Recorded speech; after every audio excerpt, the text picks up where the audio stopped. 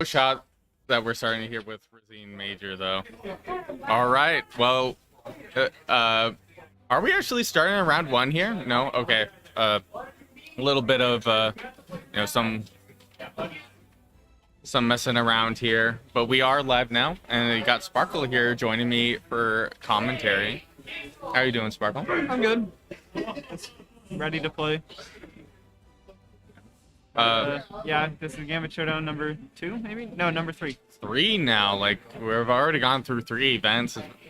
Feels kind of relatively quick, but I guess, now that I've kind of been attending this event normally, these events are feeling quicker and quicker week to week.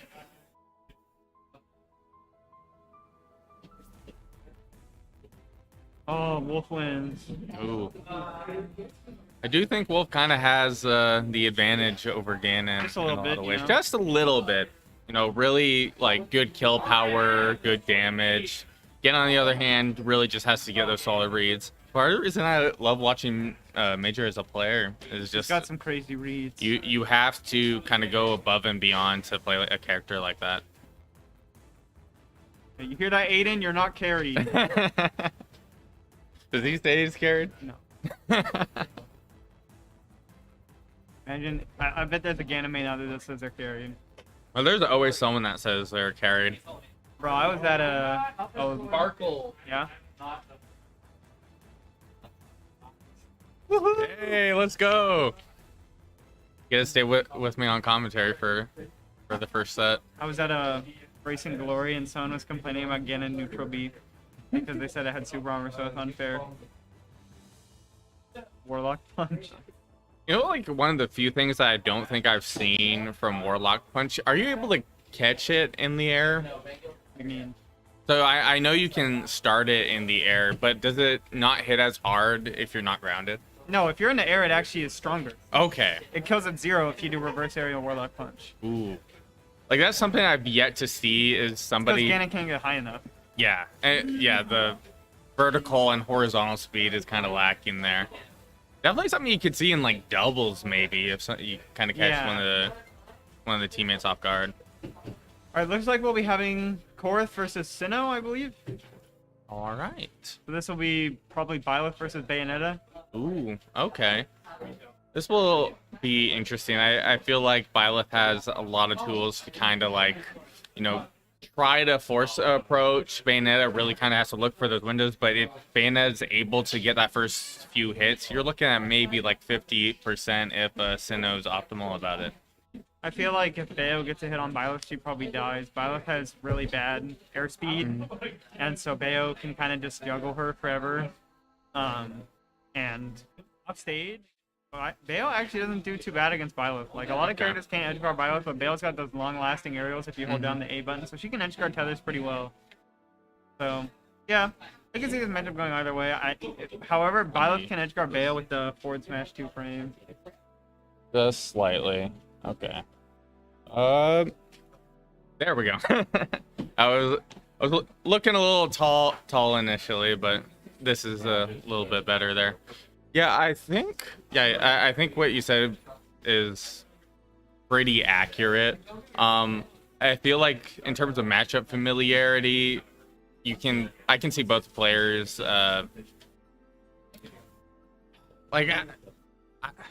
okay, I'm kind of tripping myself over a little bit because you don't see a whole lot of Bayonetta. Like Bayonetta's Bayo's very uncommon.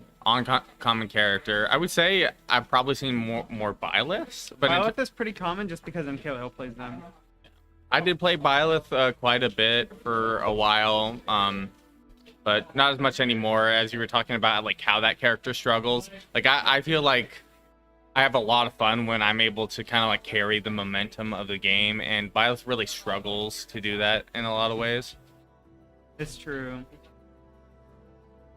It's like we're getting into round 1 here. Yep. Here we go.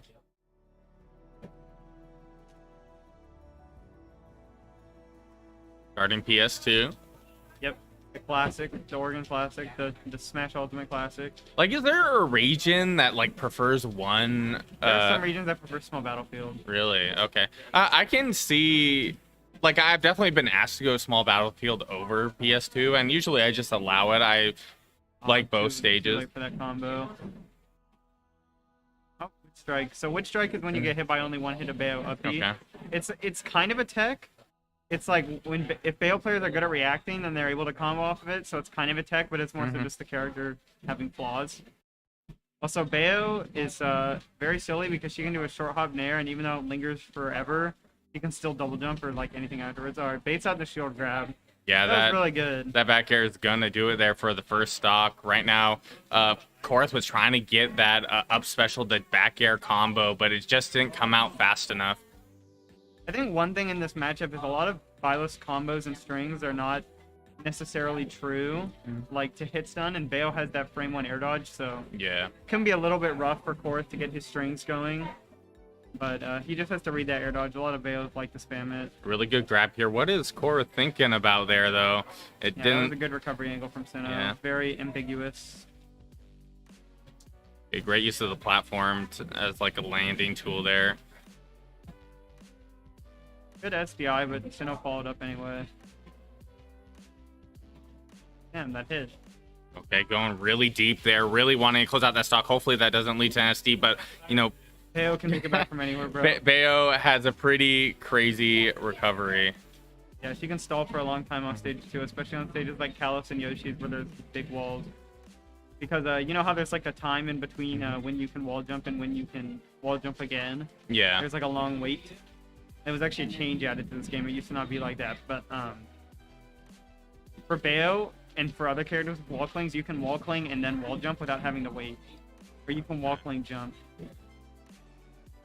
And it looks like Korth right now really struggling there. Hasn't been able to take the first really good stock grab. right now, and that grab taking in the next stock there, giving Sinnoh a 2-stock lead here at 127%. Yeah. Playing very well. Just jab after jab. That's forward air. Oh, it's forward air. Yeah, I always get those mixed up. They're very They similar looking. do look kind of similar. Sinnoh is playing this advantage really well. He's not being too greedy, but he's getting his strings nicely. Back throw. I tried to get a re-grab there. Didn't quite connect. Side B to break the space. Okay, waiting. Maybe. Oh, that was a really good grab. Jeez. Oh, trying to catch. Yeah. Boom. You're Try gonna to get get a punished really for that. early Yeah. kill there. Well, right now that is kind of what Korth needs Yeah. right now, especially with just how these neutral interactions are going. It's looking really grim here, but that's going to be a spike there. 110%. Going to have to play this real safe right now, but Sinnoh already getting Korth off ledge there and spiked right into that stage That was with hard the to back react to air. because he was in the bottom blast zone. I think Sinnoh should be using more held up air to edge guard or held air to edge guard instead of just doing one up air. Yeah. Because it lasts a lot longer. I think there is that risk there, as we saw with that stock. You can get caught by that up special, so you have to be careful about your positioning in terms of edge guarding Byleth. But I feel like, yeah, you got a whole lot of tools as Bayonetta to kind of interrupt that tether recovery. Josh, did you win?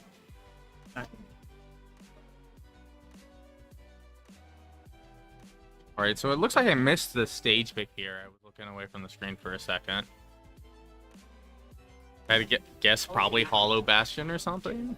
No, Kalos. okay. This is not a stage I would take Bayo to. Yeah, surprise on this pick, but I think this might be a comfort pick then from Korth. Probably, yeah. Good grab, good grab. A lot of Bayo's aerials are really unsafe on block. Yeah, and we're seeing kind of a pattern here from Korth. Went for the grab, tried to get the re-grab right afterwards. It didn't work the first time. It didn't work this time around again. Yeah, I mean, maybe he doesn't know about the grab timer. I think he does, but At this point, a question for you, Sparkle. yeah. Can we get much higher? The One Piece is real! All right, getting the grab there. It's trying to set up Goes for the a up hard smash. read. Yeah. I mean, it was a read on an air dodge, which he almost got, but Okay, catching. Korth reacted. Oh. Ooh. Interesting. Yeah, just Really good dare. wasn't able to get the correct positioning there for the back air. Okay, good punch with the F tilt. I feel like, okay, try to get the down tilt. I think that was a good option there from Korth. Just wasn't able to get it to connect. That back air hits pretty hard, but not hard enough to hit across the stage. Yeah, I think there's like 2 back airs that would have killed there, and it's like Zelda back air and Bowser's. Sinnoh just racking up that damage right Yeah, there. he's really good at getting extra credit. Oh, and that conditioning there for the shield, throwing out those back airs. Gonna kill. Oh, wasn't quite able to get connect, but yes, still taking that stock, giving Sinnoh a 2-stock lead once again. And back air off the respawn from Korth.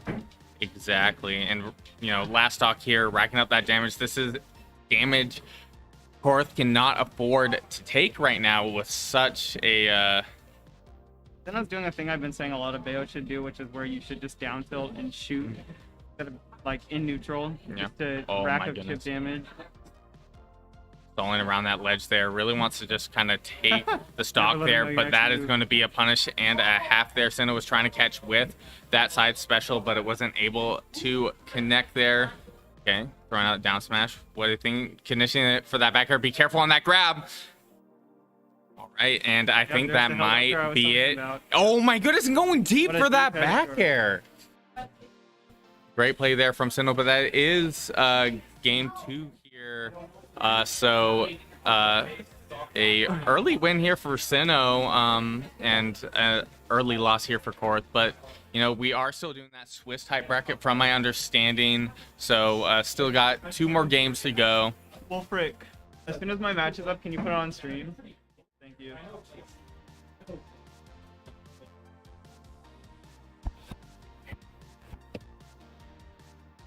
Something going on with the mic? Oh, it's making a really loud sound for the viewers. I bet they appreciate that. Oh yeah, it's the Spay ASMR, the Sparkle ASMR. Well, they might not even hear it because it got a pretty strong noise gate. A mongoose. It was really funny because I looked back at one of the clips from the previous Gambit Showdown. It was Major versus Gengar. And there was a really kind of insane up smash that got extended by Bike, and I freaked out about it. And I was like, oh shoot, that must have been really loud. I probably peaked the mic. Cut out, huh? But here's the thing. Because of how the noise gate worked, it sounded like I was falling off a cliff. I went from really loud to just fading out of existence. That's pretty funny. I'm not gonna lie. But in terms of the venue, everybody was freaked out with me being that loud, and I totally understand. I was freaked out myself. I've never played a competitive game. It's hard fighting Bayo for the first time. I will not lie. Online Bayo is the same thing, but you I fought Frog at the main stage pre-local, and it was game 5, but I didn't know not to go to Lilat against Bayo, and I got folded. Well, Easy. now you know. Scary. So we're literally betting on 1 match from every single pool, and then we'll have another match to put on screen. All right. Immediately. You should put me on screen.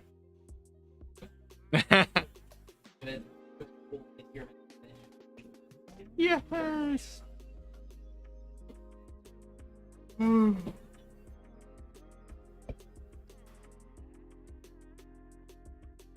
A pretty game bracket here today. Yeah, it's very mellow compared to the other ones.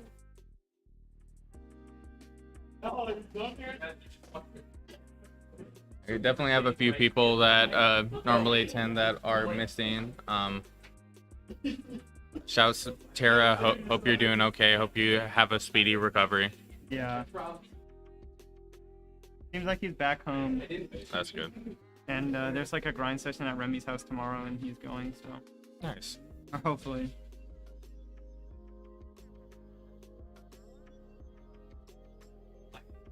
It is Wyatt here.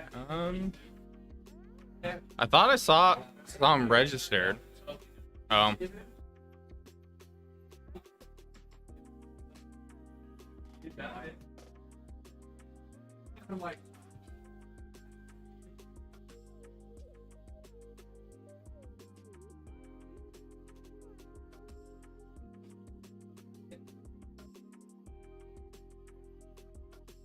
Oh shoot, I'm not in the Remydome Discord anymore. Oh, it's over. It's over? The Discord got deleted. Oh, okay. Because I was about to say, you were talking about there being a grind session. I was like, oh, shoot. No, it's for PR players. Yeah. Oh, didn't make the cut. Maybe next season. Yeah. Yeah.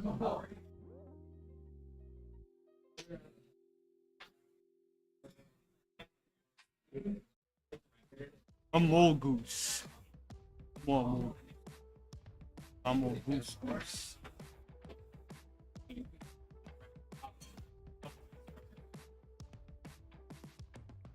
My pool is crazy. Your pool is crazy. It's like me, cool guy, slot, or sleepy, RNM. I think, but I only have to win. It's 4 matches? Yeah. Well, it's 3. Okay. Well, so you had to buy this first one. So I is only it... have to play 2. Okay. I only have to play 2. Okay. Home over, my goat. You should probably be commentating instead of me. Aw, I'd love to, but after I lose, let's go. All right, let's do it. It's been a while You're since not going 03, you're cracked. The classic duo, yeah, I'd love to be back with y'all. Dude, you're not going 03, you're cracked. Aw, thanks. I don't know how to. Well, like, I lost my first round. Is it still doable? I just have to. I need everyone else to lose first, though, right? How did who did you play against? I played against Sly's Kazuya, and that. Sly's Kazuya is so scary. It was really close with my wolf, but he kind of demolished me. It was fun. So what's your Slice character Kazuya also- situation looking like? I heard Cloud. I know you did have a Mario at some point. Oh, Sly's I'll get back Kazuya- to you on that. All right. Slice Kazuya Well, good also luck. has wins on Terra. Yeah. Oh, really? Yeah. Jeez. So he's makes good in the wolf sense. matchup. I think.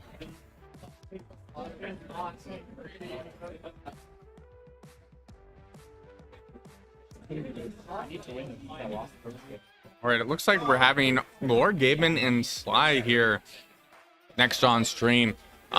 Did hear something about a Sly Kazuya here, so I'm interested to see how that goes. I know Sly being primarily a Crom player, played a little bit of Joker, but I feel like this player definitely can benefit from Kazuya's toolkit. Just very calculated and precise. And you have to be extremely patient. That is the thing with Kazuya. Doesn't have a whole lot to force interactions. Does have extremely powerful and somewhat safe moves, but it really comes down to the positioning sometimes. I get to be on stream next. All right. Okay, so quick guide of what heroes' moves are. All right. So which ones do you not know? I think I know all of them. Like, well, what ones would I not know? A lot of people get Kafriz and Kazap mixed up for whatever reason. Oh, okay. So I will say I do get tripped up by that. Like, Neutral B. Okay, so Neutral B is Frizz, is the uncharged one. okay. Frizzle is the middle charged one that's 2 fireballs. And then Kafriz is the fully charged one that's big. Okay. Kazap is, or Zap is the uncharged one that's like kind of small. Zapple is the long range one that everyone complains about for no reason. And Kazap is the big spin attack. Okay. And then for up B, it's Woost. It's called Zapple? Yeah, Zapple. All right, I'm about to call that Snapple from this point forward. Sick. Hit him with the Snapple, dude. Hit him with the iced No, tea. it's fine. And then Whoosh, Swoosh, Kaswoosh are the up Bs. Okay. I need to go to the bathroom again. All right. Goodbye. Okay. Seeing here with the link, and we're seeing the Kazuya as well. This will be an interesting set here, and we're going right into round 1 here.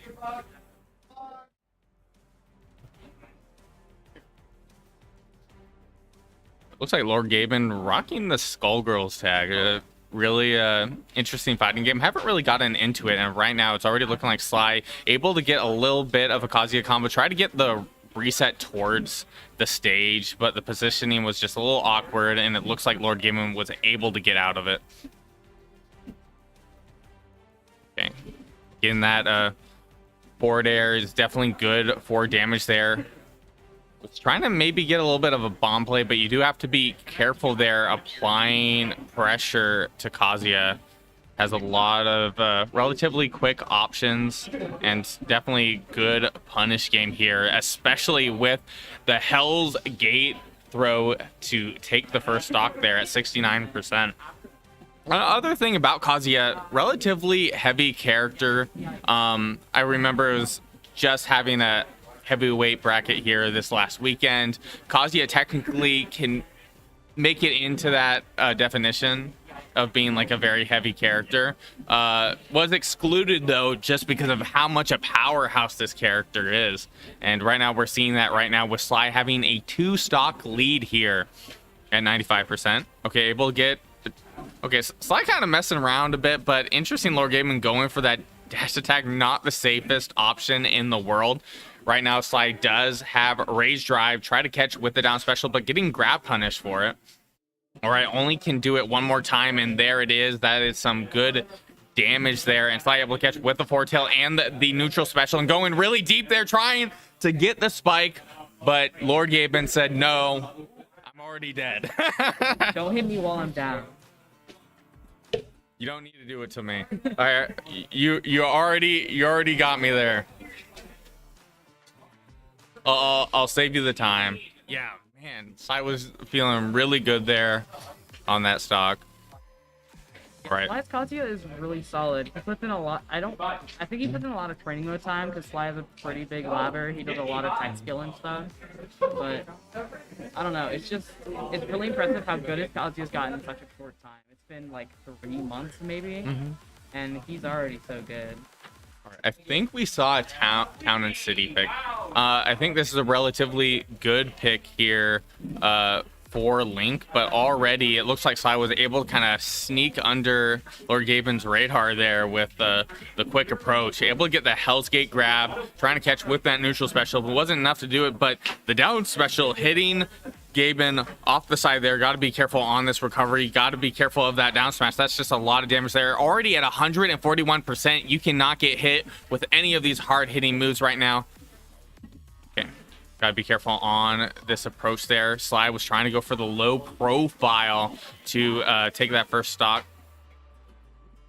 Okay, good grab there. Able to get the setup with that boomerang, helping out. Sniping with the arrow. Will that be enough to do it? Able to catch with the nair, but unfortunately Sly still able to make it back to stage. Fortunately enough, did not get punished there for that recovery there. There's quite the difference here in percent at the moment.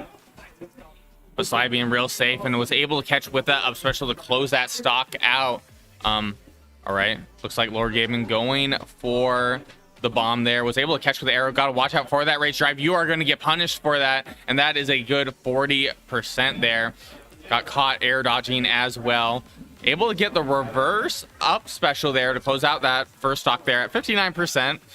Definitely looking better here than the last game. Okay. Oh, what an interesting interaction that was with Bomb, using the arrow to kind of push it a little further towards Sly at the moment, but Sly able to close out that first stock with an up smash. Okay, getting the grab there, kind of waiting on what Sly was going to do, able to catch with that forward smash and getting that extra value being at 0%, but oh no, getting really into the Kazuya zone there. But unfortunately, it looks like Sly kind of missed the Electric Wind Godfist there, ended up getting the other variant instead. Try to catch with the is it Demon? Oh, there's just so many names, but good up smash there from Lord Gaben. Really gotta close out the stock, cannot afford to get hit by that Rage Drive. Interesting, Sly not going for the confirm there, but able to drag Lord Gaben right off stage for that game 2.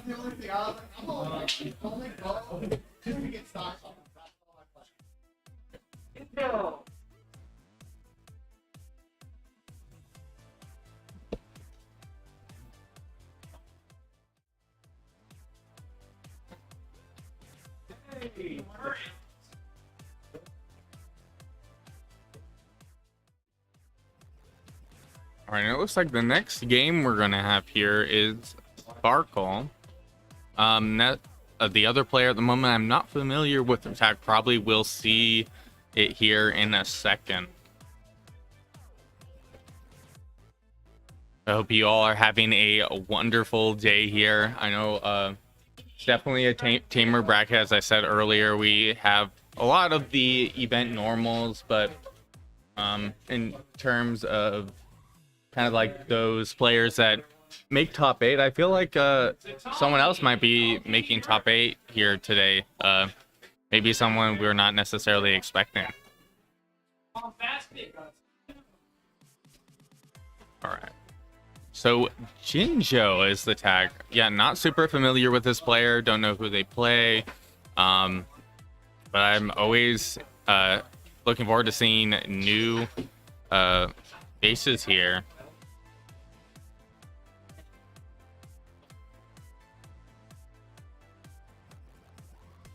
And looks like I'm guessing Jinjo getting controls set up here.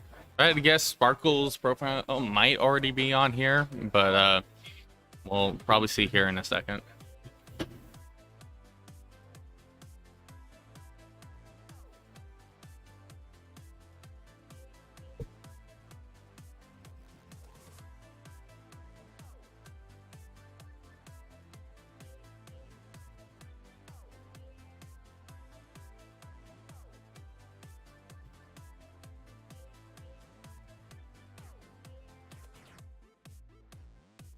And it looks like Jinjo making extra sure that the controls are correct here. Not sure what's going on. You can test them out here though, so if anything feels off.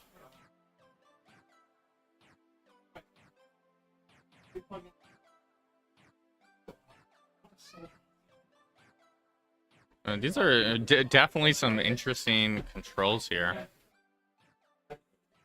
Rarely do I really see people use the face buttons as a shield. Okay. Which, oh, interesting. Okay.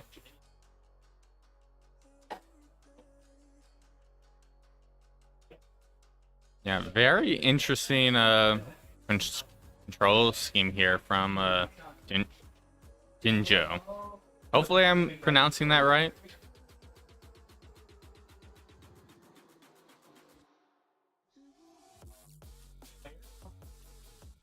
Alright.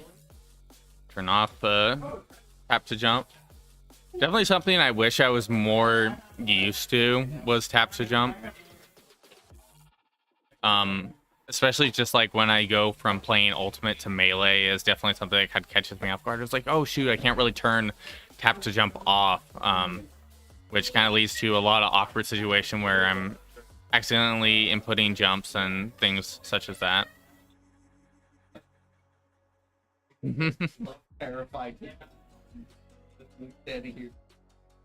Well, go ahead and join me on commentary, man. Like, if anything, I'm all for it. I'm usually kind of doing solo casting. It's pretty hard to do it, especially towards like top 8. And that's really when my vocal cords kind of get a little tired. I see what's on the screen, whatever's happening. I go, I slightly know what happens here, and then never see it again. Like, how does one fight a Kazuya? How do I physically fight Kazuya? I sat there literally for like 30 seconds to myself. I think you were doing a lot really well. Yeah, and I think the town and city pick was really good. But yeah, you were kind of just rushed down and kind of caught off guard, I'm guessing, by how fast. I don't get to fight Kazuya a whole lot. Like, I'm alright with figuring stuff out, but we have what? So right now we got Jinjo, who plays Min Min, apparently not super familiar with the player. Sparkle, of course, normal attendee of these events and a big name here in the Oregon area. Right now, Jinjo kind of getting stuck there towards the ledge of the stage. Sparkle applying a lot of pressure there, try to catch with the forward air. Ended up getting the back air from Jinjo's air dodge, able to get the good grab punish. Interesting, using that down air to apply pressure there on shield. I was kind of caught off guard by that. It's just a lot of pressure. Yeah, one thing I don't see a whole lot around here is Min Min, and that's one of those characters that's kind of like a mystery to me. Is like, like how this character makes you approach them, and then when you finally get close to them, it's like, all right, now we're gonna play the long game again. I'm gonna throw you this way, and now we're gonna reset to this neutral here that I have a whole lot of range in.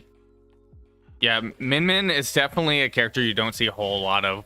Definitely who we have here in Washington, we do have Justice, but that is about the extent of Min Min players that I know of. I feel like this character can be incredibly frustrating to play against. Right now, Sparkle doing an excellent job at kind of just running down Jinjo. Jinjo able to get that down smash there. Really needs to close out the first stock there right now. Interesting going for the double hop there. Just wasn't sure was going to be able to get a good hit there to close out the stock. Oh my goodness. And a big brain play there from Sparkle, going for the kamikaze with a stock lead to close out that second stock there. That tells me right now that Sparkle is extra comfortable right now. Crazy to think that you could just approach. Wow. And catching with a neutral special. That will be game one there. That was crazy. I died there. I said I want to go up, and I died there. Like Sparkle, like every time I see Sparkle play, it's like it always amazes me how he's able to just get a pressure. And look at that. That's crazy. Yeah, maybe was thinking about going for a zoom in that scenario, but saw Kamikaze, saw that Jinjo was really overextending there to try to take that stock, and was like, okay, I can go to Kamikaze. I have the stock lead right now. I'm feeling extra comfortable, and that's exactly what happened. Yeah, no, and I know that in that kind of situation, from what I've seen from like other heroes, and like when they're out there, they kind of just go for zoom. But I know the one thing is that you don't go for zoom there because you can apparently bonk your head on the ceiling of the stage, because if you zoom underneath the stage, it stops you. Interesting. So that's what maybe I thought was happening there. And oh my goodness, that was almost extremely dirty there. Interesting with the pick with Smashville. I do think this stage is a solid pick for Min Min. I feel like a lot of Min Mins go to the stage. I couldn't tell you why. I'm not an expert on this character by any means. I could think it's because since it's a lot smaller, there's a lot more room for Min Min to control, or a lot more space, or a lot less space for them to run away. And really, the only way that they can run away is to the center platform.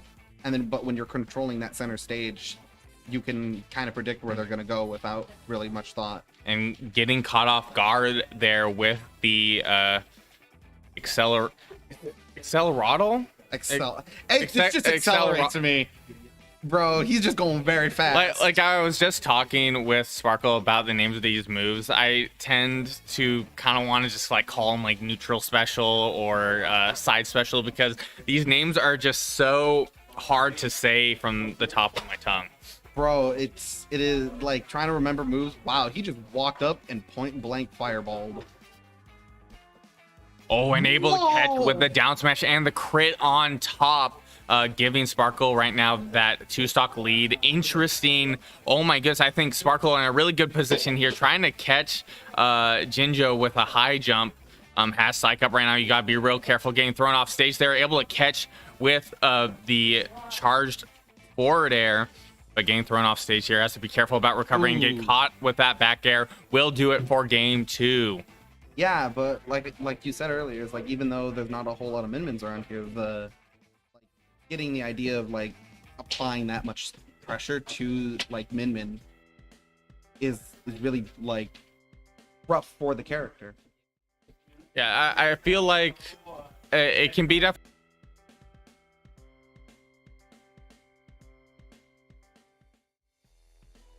to understand how these characters have to approach, and sometimes you even want to be aggressive to kind of like catch them off guard, because you guys can both be aggressive, and it really comes down to who's going to get those hits. And Min Min has a lot to catch their opponents and kind of like, you know, give this illusion of like, I have complete stage control, but I'm also able to be aggressive. But that's definitely a hard thing to balance. Yeah, I'm not too familiar with a lot of matchups that are like Like Sparkle and Min, not the most popular characters. I do think I've seen a lot more of a rise in heroes lately than I have other characters. But I gotta go play. I gotta go play my pool. all right. He can commentate. He can do it. Like it'll be interesting. I'm gonna talk to Sparkle about that because I do think we're seeing a rise in heroes lately. I guess a lot of people are just like seeing how the character school kit works. I think a really fun character to play. Hero's very fun. I love it. But if you saw what I did at the end, it was because I knew he was gonna do the arms to protect himself recovering. I grabbed the ledge for invincibility, and then I drop off and back aired him. And the up special does not have a hitbox if it's tethering, right? Nope. It doesn't. Yeah. So you're able to just trap Jinjo there and close out the stock. Yeah. So going back to that kamikaze that happened in the earlier Okay, set. so when I see I have no mana in the bottom blast zone, I legit just top deck. Okay. I don't care. So it just so happened it wasn't like a calculated pick? Huh? So No, it just happened. It just so happened. Oh, I thought it was like a big brain No, in play the bottom, there. if I have no mana, I just top deck. Okay. Because if I get kamikaze, it's funny, and I can't get anything else. So very, very unfortunate for Jinjo there, losing the stock to the kamikaze. All right, so looks like we're going to see Sly once again here on stream against 86 Mercy. 86 Mercy, formerly known as Family Guy Funny Parts, plays Pokemon Trainer and Captain Falcon. I don't Okay. know if he still plays Captain Falcon, but yeah, his PT is really good. Yeah, definitely. Oh, Mercy. Okay. Yeah. Funny enough, I am definitely more familiar with the tag Funny Guy Fun Part says. Family Guy Funny Parts. It was always interesting hearing that tag yelled at either a local or I think it was like Back in Blood. Back in Blood 2, I think even. That sucks. And it was just like, what on earth is this tag? That sucks. Was it game 3? What's an? It was also like Big Porch. There was another tag. I haven't heard it here in a minute, but it's like Ford something. Like it's a full name. 2013 Ford Focus. Exactly. And I was just like, people on these tags, like I don't know. A part of me is like that's peak comedy, and then other part of me is just like maybe it's not. Maybe I just find it really funny that people go with tags like that. Yeah. Yeah, I think I'm pretty good at the Moon matchup because I played it a lot with Justice. Never lost to Justice either, so Oh, interesting. yeah, I'm up 3-0 on him right now. Our last set though, I forced him off a min-min, and he went Bowser Bowser, interesting. and Diddy, because I beat him in Winners Finals, and then in Grands he went Bowser and Diddy. Okay, so I think I've heard about the Bowser, but I definitely have not seen. Diddy's like one of the Diddy. characters he was experimenting with that day. Like, what are your thoughts? Do you think Yeah, Diddy Justice? took a game off me. Okay, all right. So And then I was really mad, and I free stuck him. it was like, not so happy about that, and that just kind of like fueled you in the next game. I play really good when I'm mad.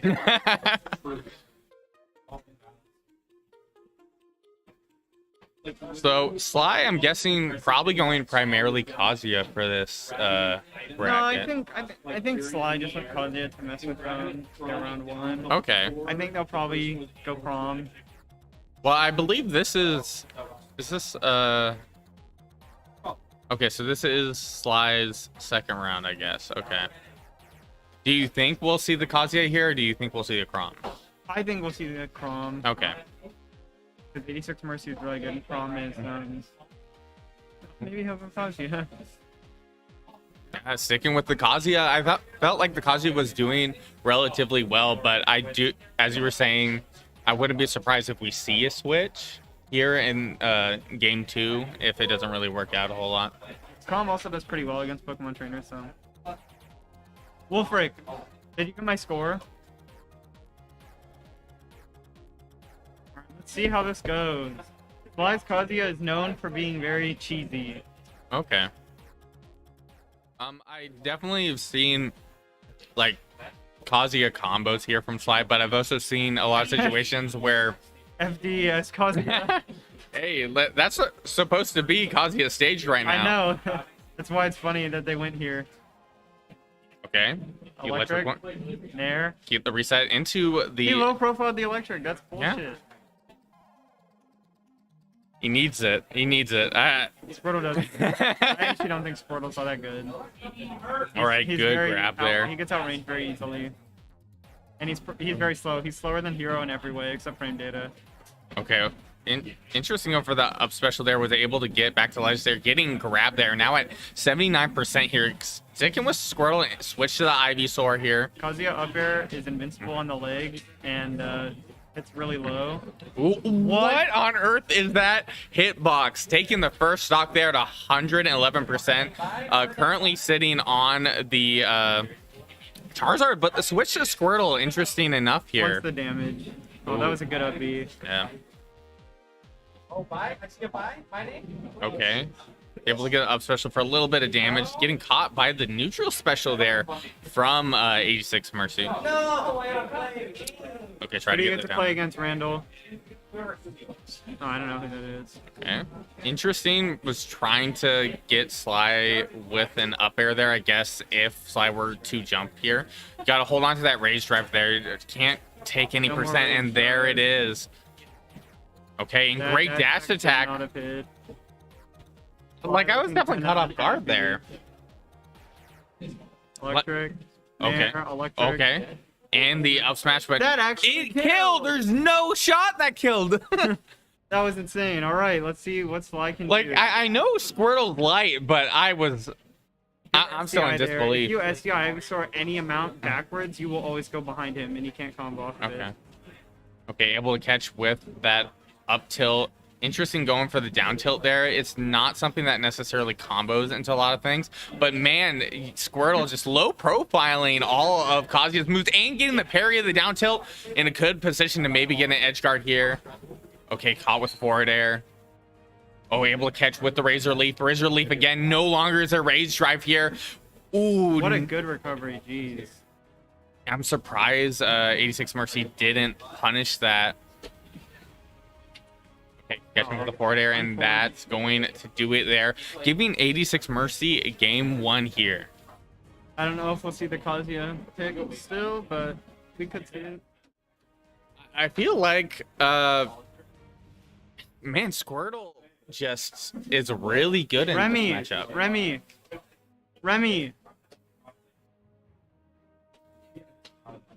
Oh, I'm gonna go get Remy. All right.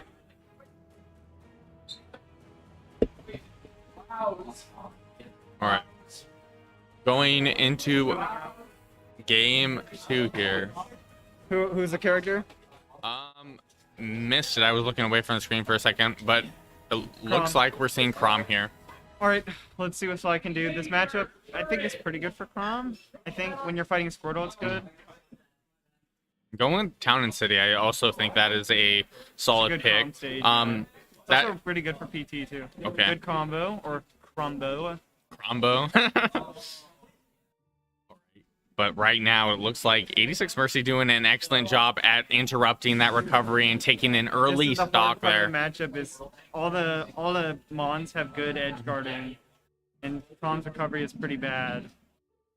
And I feel like 86 Mercy just taking full advantage of Squirtle as a character, making this character look extremely scary right now. Okay, great Good edge guard there. Is that going to be enough? Okay, ended up canceling there. Oh my goodness, but the Nair to up special, not enough to do it just yet. They're at 122%. Try to catch that back air. Oh my goodness, getting hit by that Nair. You got to be careful of Charizard. A really hard hitting character there. And really fast, by the way. Top 10 fastest run speed. Okay, able to catch with that forward tilt. Not enough to do it. Charizard is still a pretty heavy character here. And that back air doing Back it there. air, killing off the top. Is that going to be a Wolf Break? Wolf Break. All right, trying to catch with an air.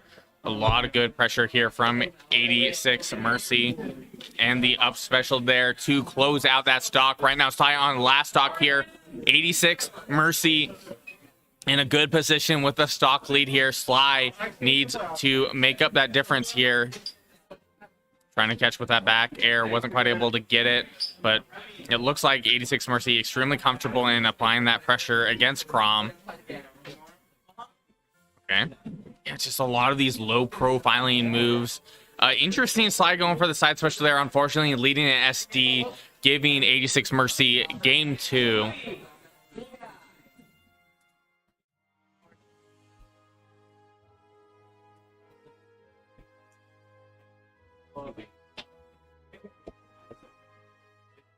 And if I heard this correctly, I think we're having Sleepy and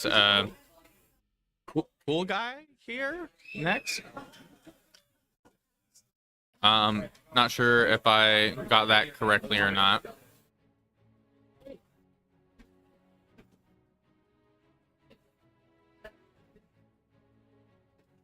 Okay, it looks like we're still waiting on cool guy here. Cool guy.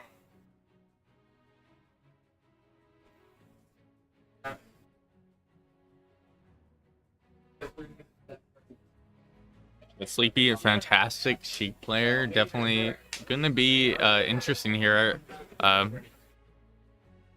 Going to... Oh, it looks like we're maybe seeing a different set here. Did we switch here to Major Furt? Yes. Okay.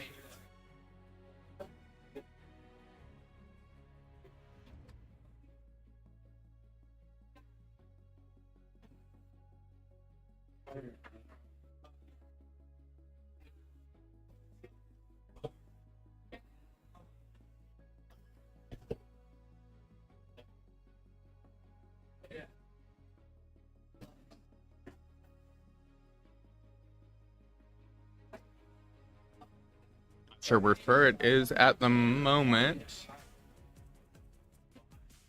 Oh, it looks like towards the front of the venue.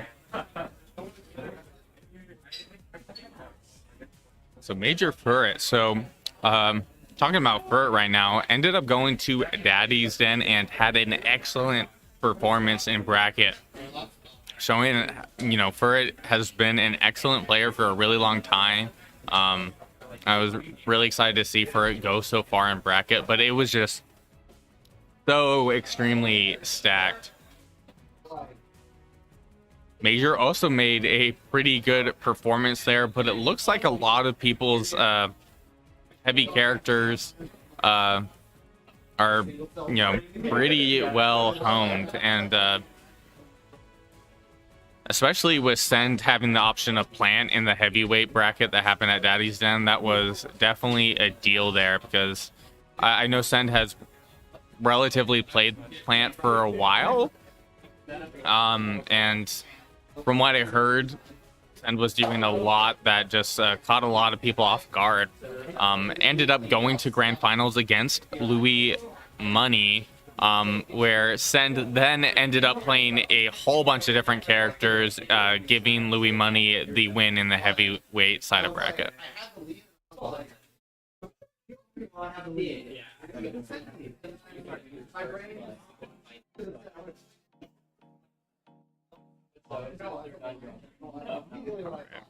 Going PS2 here. All right.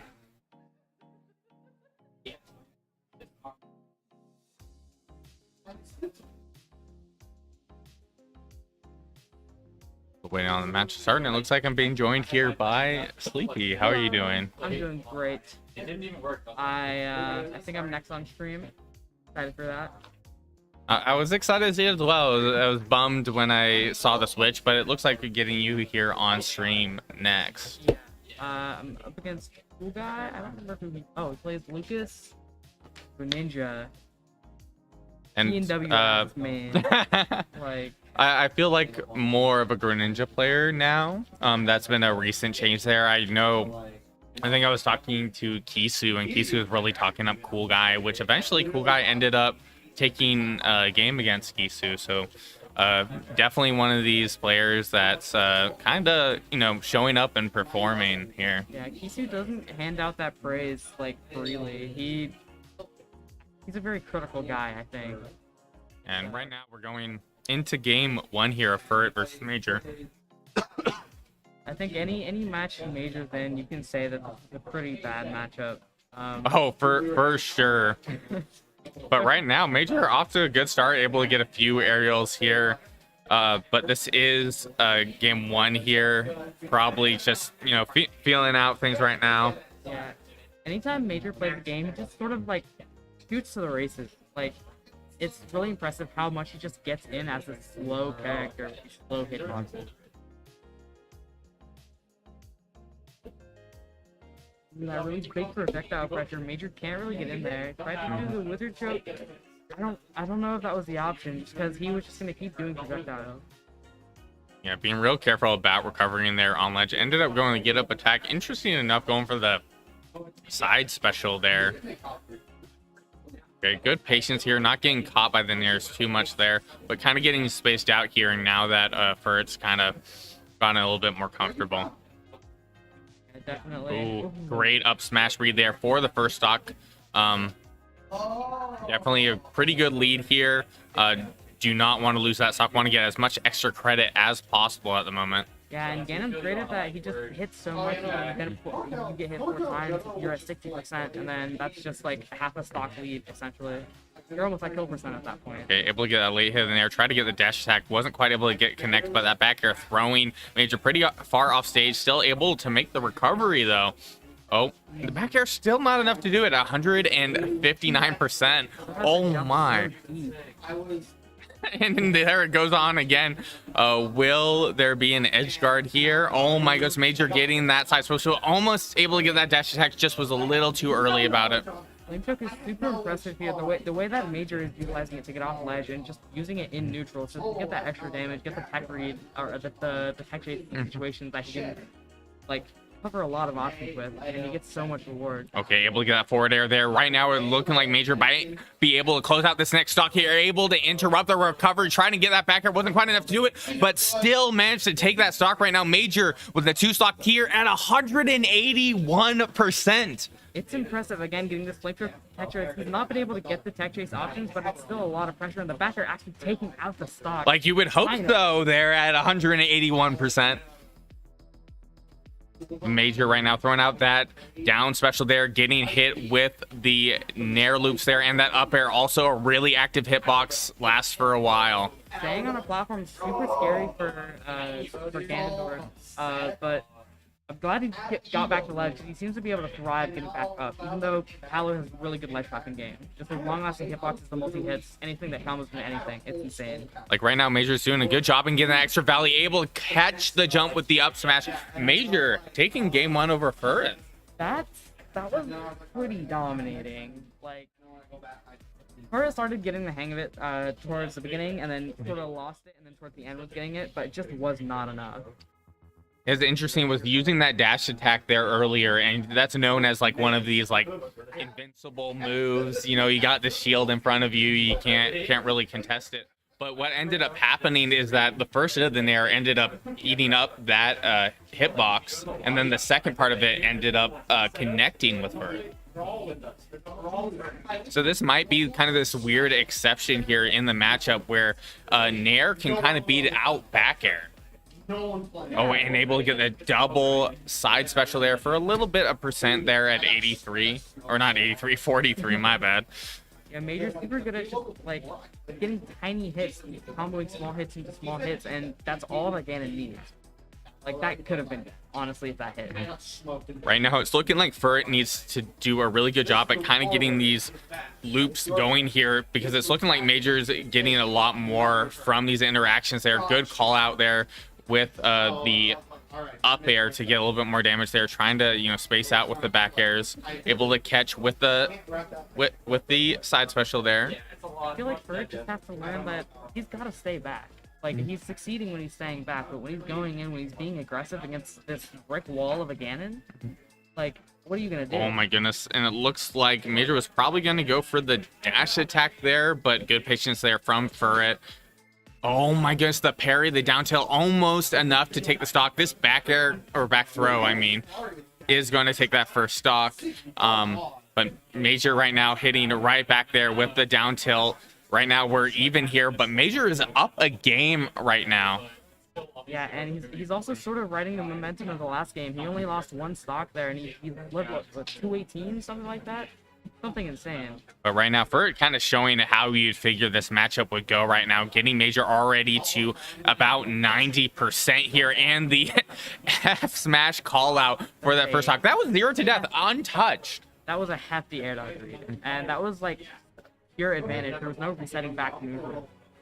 Furt's advantage state is actually amazing. I haven't seen him at many tournaments recently. Like, I want to say same here, but Furt had a pretty fantastic run at Daddy's Den. Just taking that little bit of damage there, but unfortunately, SDing as a fact of it. Like, maybe it wasn't even technically an SD. Maybe it's just caught off without a jump.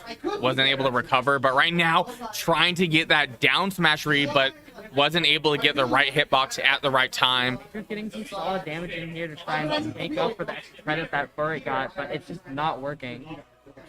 Right, trying to contest this recovery there. Great parry there from Major. Getting caught by that nair there. Right now, Major at 136% going for the early up special recovery. Could have got punished for it, I think. Catching with the jab. Got to be real patient here. Going for that up smash. Getting interrupted by the get up attack. Super impressive ledge game by Furt. Oh my goodness, and the retreating forward air, not enough to do it, but was enough to get the kill screen. Going for that up smash. Ooh, and is that going to be it? Yes, it is. Furt able to take game 2 there over Major. We're going to a game 3 situation here. This is not how I figured it was going to go. Yeah, I thought it was going to be dominating either way, but we seem to have a Like, I feel like Palu Ganon is just such a brutal matchup, more so in Palu's favor, but I'm starting to reconsider some of these interactions here. That's what watching Major does to you. You see all these interactions, you see how he's winning all of them, and you wonder, like, maybe I was wrong this whole time. He's like, pretty weird. Like, what's this guy doing? Okay, able to get that little hit of the nair there, but getting that side special. Interesting enough, not able to get anything from that side special there, but now getting nair looped. He's just not able to get the right guesses on his flame code. Super unfortunate, because that does rack up a lot of damage. Okay, able to get the 2 up airs there. Major opting for ledge. Trying to catch with the high nair, but getting caught by Furret's snare. This is looking a lot better for Furret. He's sort of adapted over these last 2 games. It's not looking as dominant as game 1, and it's not looking as even as game 2. Okay, trying to catch with the down tilt there, but Furt was able to get away unscathed. Trying to be good with positioning here. Interesting going for the side special as shield pressure there. But you can tell Major's playing this a lot more safe here, trying to really find those safe approach options at the moment. Opting for ledge once again here, but Furt just keeping up that pressure. Hopefully doesn't get punished there. Good patience there. Didn't get hit. Was able to get a dash, or not dash attack, a get up attack. Ooh, okay, and the down tilt will do it. It's a rare utilization of that move. No one uses that. I have been seeing it quite a bit more and more from Palu's as just like a really active hitbox. Like, if you know that the character isn't going to necessarily magnet to ledge, it ends up being a really strong option in order to, like, apply that ledge pressure. I see it. Yeah, as you seeing it there again. And I think if Major ends up opting for a recovery a little further from the ledge, trying to use kind of like a magnet hands, that will be able to catch. Yeah, like a situation like that where a down tilt might come into play here. Trying to catch with the neutral special, able to get ledge from into the back air for a good solid stock, putting Furret in a lead at the moment. Major right now needs to do some major work at the moment to be able to bring this back, but just racking up that Palu damage right now. He's got the skill set, he's got the tool set, he can do all. He's super able to do this. This is super winnable for Major. And again, it's just such a volatile character with such a volatile player behind the wheel. Okay, going for that up smash there, getting interrupted by the get up attack. I feel like Furt's been feeling extra comfortable there in terms of contesting Major there at ledge.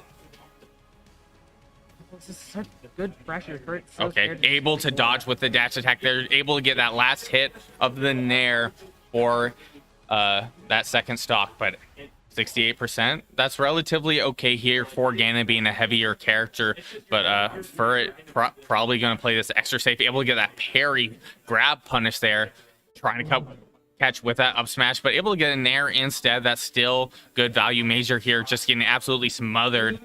Oh no, and that is going to be it with the forward smash, taking game 3. But solid performance there from Major. That's wow. It looks so good for Major at the beginning. I don't know what happened. Like super good adaptation from Furret. Of course, props to the team.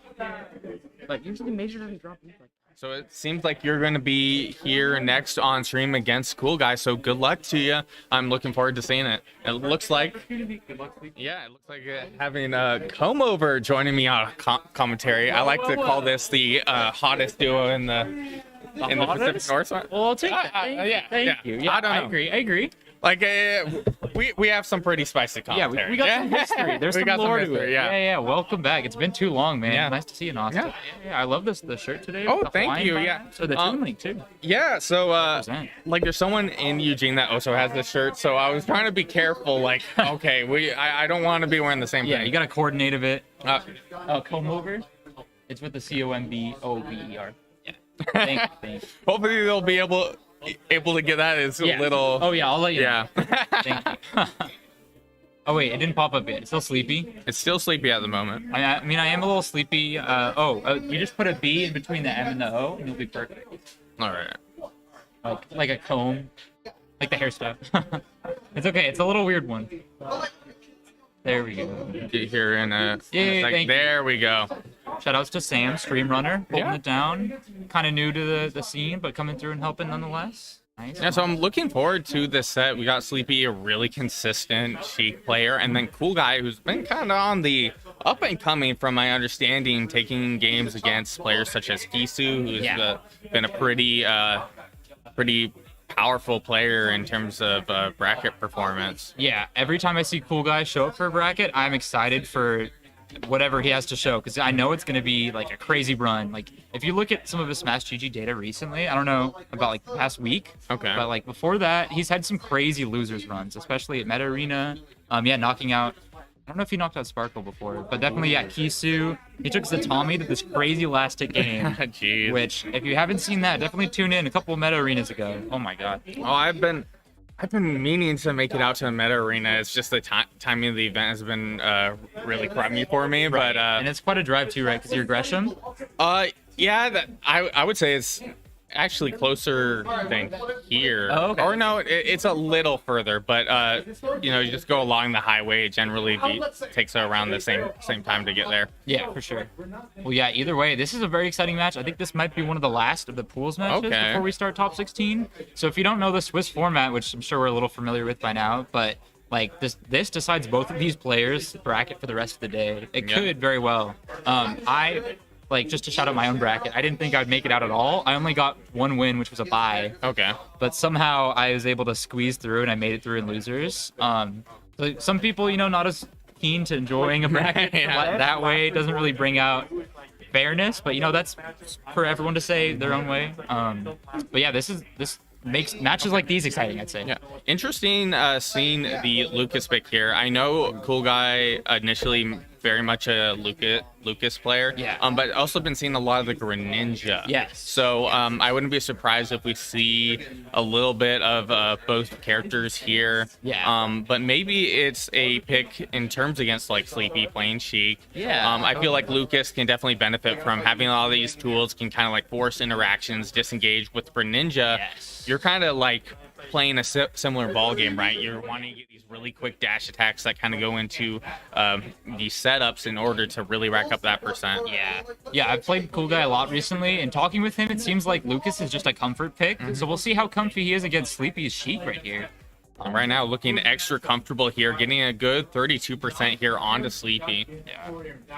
Yeah, one thing you'll see in neutral from Cool Guys Lucas, he just kind of throws out a nair, rising and falling just to mix up. Ooh, nice heal. Oh, that is a lot of heal right now. And Is this gonna be it? Ooh, it was close, but great parry there. Was trying to get a punish there that could have been extra nasty.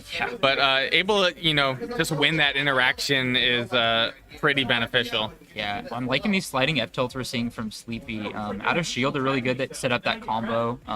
She has a lot of follow-ups that I'm not really sure what tree she'll go for, but you never really know. Oh no! And just getting more and more heal from that, and able to get that really active spike hitbox there as Lucas. And yeah, Cool Guy just kind of turning back the clock there, like pretending that stock never mattered with all the healing he's doing. Great snipe with the down air as well. Let's see what Sleepy can do to make up the pressure. Yeah, really trying to catch with these aerials at the moment. Really needs to take out this stock because that was a relatively good lead at the moment. But man, that's going to be free healing. But interesting, going really deep there for the recovery. Might it be that Lucas does have a much longer recovery, I believe, than Ness, so you have a lot more wiggle room. Yeah, and especially if you kept your jump, I think that's one of the main pluses Lucas has over Ness, where you can use that tether recovery, like even if you're below the ledge. And that tether recovery goes a lot further than people would think. Yeah. I feel like it adds just to Lucas's toolkit a whole bunch. Yeah, for sure. Okay, able to get the down special there, but wasn't enough to close out the stock.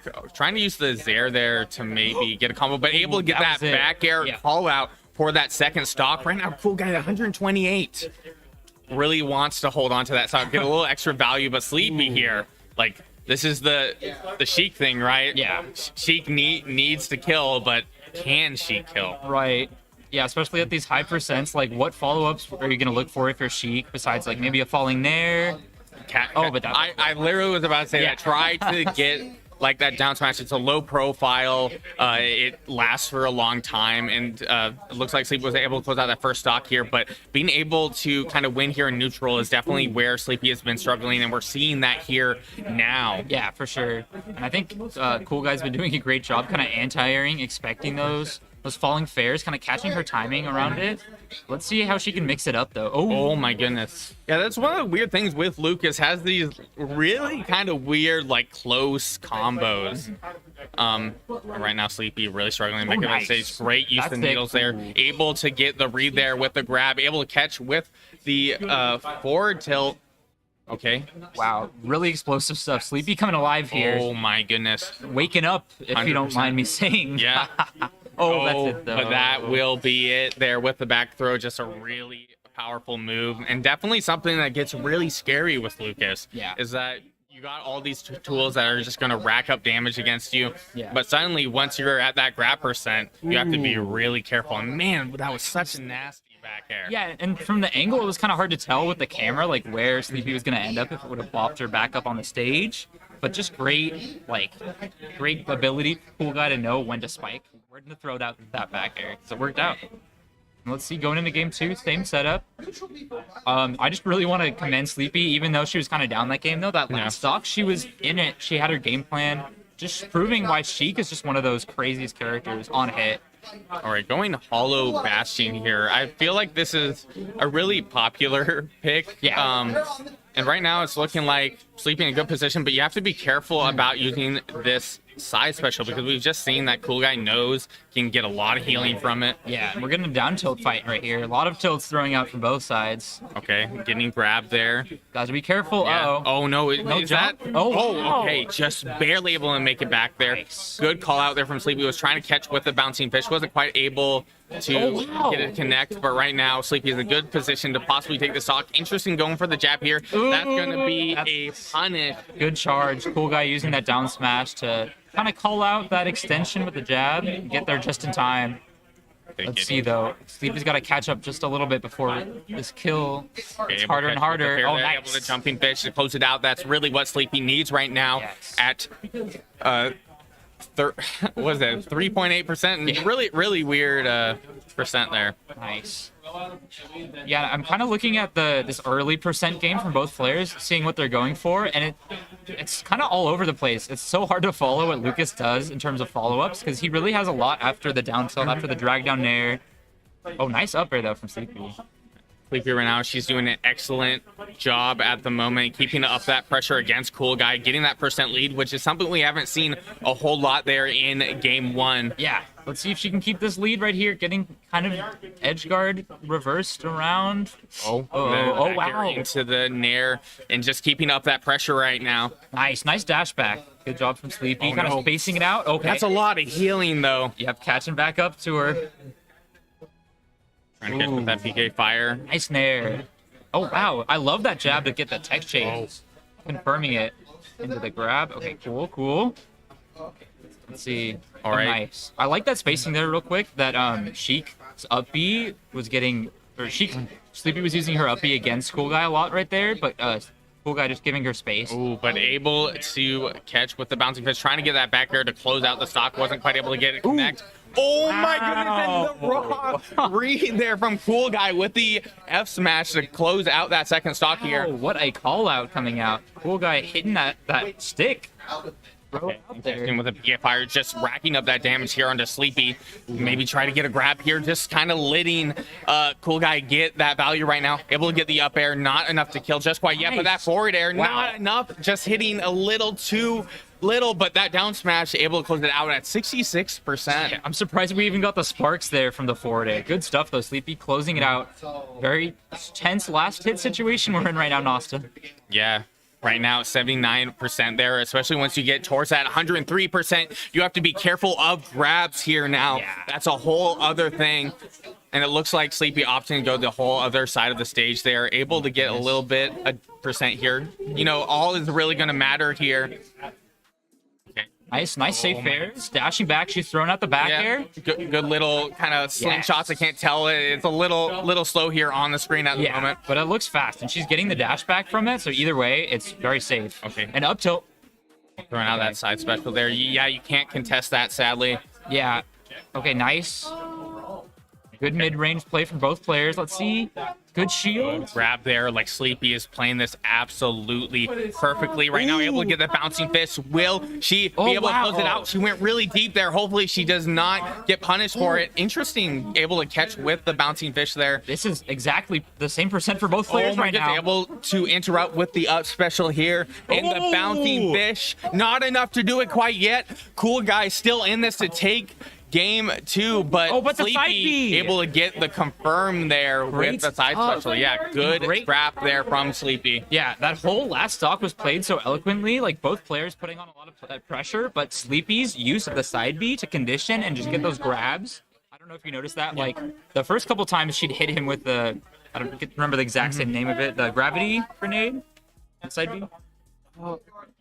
I conditioning a shield with it a lot, and it was really good to see. That's something with Sleepy specifically. She really utilizes side special a lot more than other Sheiks. Yeah. Definitely mind it be that there is some difficulty with Lucas having the ability to heal from it if you misuse it, but it looks like we're seeing the switch to Greninja here for game 3 here on FD. Yeah, FD pick interesting, but I think both players definitely benefit, like both characters, I mean. Okay, but nice starting it off, getting a nice little combo from Sleepy side. Like, I do feel like the Lucas was doing really well here, so I'm surprised with the switch here. Yeah. But we're having a solid back and forth from both players at the moment. Yeah, and it could just definitely be one of those things like, oh, maybe they're adapting to Lucas's stuff. Maybe I just need to pick Greninja, see if I can mix it up a little bit. But Sheik, Sleepy Sheik just playing just the same, just as well right now. If anything, I feel like Sleepy probably a little bit more comfortable here. You see Sleepy kind of going for more of aggressive options there. It might be with Lucas, just has a lot of zoning tools. Yeah. Let's see. I'm not liking the F smash Sleepy kind of threw out there, but let's see. She's still keeping neutral pretty even. Okay. Nice down air. Okay. Aggressive, but landed pretty well with it. Yeah, Cool Guy was definitely thinking of his options there. Yeah, looking for that down tilt kill percent off the up smash. Okay, able to get a little bit of damage there from the Ooh, nice projectile. weight. Oh my goodness, it looks like Sleep was trying to get the grab there, just thought Cool Guy was going to be going the other direction there. Wow, and she's throwing out those needles. I wonder if it's the drag down she's looking for, an up smash. Oh, able to maybe? get that back air there. Solid hit there. Able to get a little bit of the wind hitbox there from the side switch, but just more value from these grabs right now. Able to catch with needle. Interesting going for the bouncing fish there. There it Able to is. interrupt the recovery with the up special, giving Sleepy a really solid lead here. Nice. Wow, and Sleepy playing so safe right now. All of these like aerials she's throwing out, they're all fade back. They're all spaced so well. I really want to compliment her on that. And right now, Greninja not having the option to get these sort of punishes on platform. I think that's something that that character really benefits from, is you're able to pretty much cover the entire platform with up smash, but we're on FD right now. That's not necessarily going to be the option right now. Cool Guy needs to get like a raw fair or some hard hitting move. Right. Like back here might not even be able to do it. Yeah, I'd be surprised. Let's see what he's gonna opt for. I haven't even seen many back airs. This is just looking pretty rough. It seems like an uphill battle. Up Really air might fishing do for it, but Oh. 108. Oh, that's a nice stock. 45%. Right now, Sleepy, she has a solid lead here at 2 stocks. And see, even the back Yeah. you're not killing just Yeah. yet. You need a fair or some hard-hitting smash attack. Maybe a down smash might be able to do it, but Oh, there it looks is, though. like, yeah, Yeah, at the that high yeets. percent. The throw him up. Yep. Get out of here. Nice. I love the way Sleepy's been playing this, but let's see what Cool Guy has here. This is the last game. This could determine their spot in the rest of the bracket. A little bit of a trade there. Nice. Sleepy Okay, trying to keep Mares. up that pressure there. Really good call on the shield grab. Really good stuff. Oof. Down throw? Grab Okay. from back, going the dash Gets the attack, drag down. Oh. Able to catch the roll there. Good right now, DI. yeah. This looks like Cool Guy was in good position there, but getting caught off guard there by the down air. We've seen that before. Ooh. Yeah, The grenade catching the side B from Greninja. Really good stuff. yeah, I feel like Cool Guy was actually just trapped there. I don't think there was anything Cool Guy could do. Oh, wait. That could be a But stock? Yep. Okay. That's a stock right there. Okay, 78% here. Could be potential for reverse 3 stock right now. Yeah, I don't right now I know. want to say is that anybody's game like 78% isn't really around where Sheik is going to be killing, definitely. But Sleepy has been doing Whoa. excellently Uh-oh. here. Nice. Okay. Okay, Good vantage right there. ended up with that empty jump. Didn't know whether that fair was going to hit, Oh, and that down smash will is that that be going to it? be Center enough? stage? And it Oh, will be. nice. It was a really slow way there to the blast zone though. There might have been something that could be done there, but I think that's just Sheik's kill power coming through, right? Because you never That's really true. know. You see the kill screen, you gotta wait till we see this end screen where we see the character come out on top. And today it is. It's Sleepy making it, I think, to final bracket now because of that reverse 3-0, reverse 2-0. Yeah. she had a very excellent performance there. Definitely a change from that game one.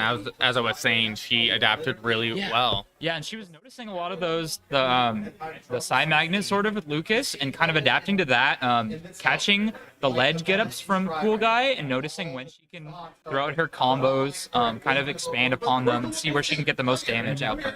So great stuff. I love seeing Sleepy's Sheik come out too.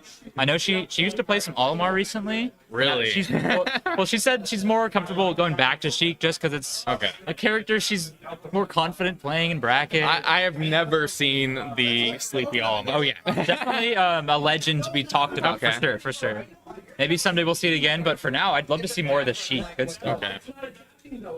Yeah, great call out there with the down smash, because that's like, now that I'm thinking about it, Greninja tends to land with these aerials like neutral special or forward air, but what ends up happening is that you are suddenly you're suddenly committed. You're not able to do your quick options that low. You're not able to do down tilt. You're not able to do dash attack, which is something that kind of catches low. So going for that down smash there was just the best option I could think of. Yeah, that was great set play from Sleepy Sheik. Yeah, back to the Greninja though. Yeah, it's definitely like something I've noticed about the character recently, playing a lot against Cool Guy's Greninja, is that Greninja seems like a busted character at first. You see all these burst options coming out at you, the frame data, the matchup. I won't even get into the matchup chart, but basically the weakness I'm noticing is the out of shield game, right? Because you'll see Sleepy was doing it, exposing it really well, where she would throw out a safe aerial, and she would dash back. She would just keep going away, kind of giving Greninja space to whiff and punishing it, catching, landing, just doing a great job exposing Greninja's failings. But let's see. I wonder if there's any more matches, or we're just waiting to see the final bracket. Double check here with RTO. Are we in top 8 now? Top 16. Okay. Okay. Okay, I'm down for that. Will we be waiting on a set here? Okay. Oof. That is rough for the people in losers now, because they get the one match that's for 17th technically. Yeah. I don't know if it'll be Sparkle and Jose, but that'll be a slobber knocker for sure. Yeah, and being in loser side too, there's that extra pressure there. It'll be interesting to see how that goes. But mind it be, from my understanding, Sparkle did have a bye round, so having that extra round there in losers kind of evens out a little bit. Yeah, right. You'll think that later, I guess. Later in the bracket, you'll come to realize like, oh, that was nice. I'll take that. Get me a little further. And yeah, I believe it was Razine's Wolf who got the upset on Sparkle. Okay. So good stuff to him. Yeah, that's just a matchup that I feel like Wolf has hands on it. Like, it's doable, but it's something you have to work towards and like read the menu a lot. Just kind of play a couple steps ahead of Hero every time. And that definitely Wolf has that ability to really just like apply pressure to Hero, a really fast character, and hits really hard. If you're able to get some solid reads, has a lot of moves that can like kind of scoop your opponent. And now that I'm thinking about it, I'm wondering who wins in this interaction, because you'll see what a lot of Wolves will do when someone's trying to get up from ledge. They'll go with up smash because it has this big like scooping hitbox that can really close out the stocks. But the same thing, Hero has side special, which is a really good get back to stage to it. Exactly, yeah. Just kind of jump from ledge, side B, Zapple, throw that out. So I'm wondering who wins that interaction. And I might have to ask one of them about it later. Yeah, for sure. Yeah. Yeah, I wonder what the frame data is, because I know Zapple's really fast out of shield. But yeah, Terry, I got the chance to play against Jose earlier, and that set was like down to the wire, really close last hit, but he was able to clutch it out. Really good stuff to him. Yeah, don't see a whole lot of Terrys anymore. I played quite a bit of Terry for a while. At one point, I did consider Terry like my main. Oh, really? But I would say I ran into a lot of issues where I'm trying to recover, and just the way Terry's inputs work, I end up doing a crack shoot the wrong way, and it's just like, are you kidding me? Yeah, it's a lot of resource management, or like in terms of your recovery, like which one do I have to use first to not get hit? Because you can't even snap the ledge, right, with the up B. I feel like you might be if you do the true input. Oh, it's match time. All right. Well, thank you for joining me here, and hopefully you can join me again a little bit. Yeah, either way, I'd love to come back. Yeah. Thanks for commentating. We'll see you soon. All right. What? Do you want to join me on commentary? Then join me. All right, but we're going right into this game here of Furt versus Bombastic. And right now, it looks like both players really kind of fishing out for those hits at the moment. But Bombastic off to a fantastic start here, getting 65% here onto Furt. Just completely untouched at the moment. But right now, Furt able to catch with that nair there, but just with how Gaming Watch is as a character, wasn't really able to necessarily punish. But right now, Furt already there at 109%. Bombastic just having a lot more stage control here, able to get the neutral special for a little bit of damage there. I literally gambled it all. Catch him with the dash attack there, throwing out the bears, trying to really apply that ledge pressure and able to catch with that chair for the first stock. We could be looking at some ledge conditioning with those chairs. All right, trying to get the grab there, but great spot dodge there from Bombastic. All right, catching with the nair there, trying to catch with the back air there. Furt ended up rolling, getting caught for that roll. Can't land on Game & Watch shield. Well past that. Man, even with two characters, some of the lightest in the game, this is such a scrappy matchup we're seeing. And of course, that's much more player specific. Bombastic and Furt being maybe top of the food chain around the Oregon at the very least. Able to catch with that back air right now for it at 95%. Try to catch with that down smash, but it wasn't able to connect there at ledge. Furt has not been able to find his footing. He's, again, he can't be touching Game & Watch shield, you know. You gotta be careful of that chair. I'm seeing a lot of chairs here. If you're gonna do baiting out reactions, you know, you have to leave yourself safe in the process. There, we need more tomahawks will probably be. Ooh, but that down air will do it. Again. And that's giving Bombastic a 2-stock lead here at 90%. Yes, it's a lighter character, but Bombastic very defensive. Really careful about approaching. Almost every neutral interaction that we've seen for it conquering over Bombastic is immediately nullified by up B out of shield, down air. Okay, but there we go. Yeah, able to get that back air. It does hit relatively hard here, but still has a whole other stock to work on here. And doing a really good job here. We'll get these bread and butters going. Oh, but again, the down air. Like, what can even contest that down air? That is what I'm wondering. Holding away. Holding away. Typically the counterplay. But still, you see for it starting to scrounge a little bit, not really feeling his way in. Bombastic, meanwhile, like you said, just so defensive, giving little, oh my gosh, even that, baiting, seeming like it was trying to unsafe. catch with that down smash, wasn't quite able to get it. Oh my gosh, but And just able to this catch with the flow back air. chart, 131% here has to be real Furt careful. hasn't really presented any strong understanding of the win condition, whatever it might be right now. All right. Right now, Furt has to be real careful about getting conditioned here because it was caught. This is where Paolo's gonna Caught with suffer. the back air multiple times there earlier. Okay. Trying We're to gonna need catch to with the see forward air. nothing short of a miracle right now from Furt. Getting the dash attack there, getting Wants to go hit up by in the one. back air though. 171%. Oh my goodness. That forward air will do it, giving Bombastic game one. Smart. And you know, what we saw that during that entire game was Bombastic was respecting for it, but also knew exactly when to not respect him. Yeah. You know, could see just right through those chinks. And one of the issues of playing as Palu is, you know, the meta's been so established with her, it's hard to feel the alternative routes you can take in a game, especially with a character that is almost, as most people would agree, you know, is higher on the tier list than Palu. That is Game & Watch, you know. Palu with those multi-hits, hard to get. I think a lot of people probably think more about Palu in terms of being these, like, very powerful characters in the meta. Game & Watch is kind of seen as like, oh, this character is extremely annoying to play against. Not necessarily seen as like, oh, if you want to win this match, just go Game & Watch because Game & Watch just has so many tools. But in the era of the DLC, that it turns into much more of a wild card pick. You know, we even saw that case in point with Meister, the best Game & Watch in the world. You know, not even wanting to do that during Smash Con Grand Finals. So.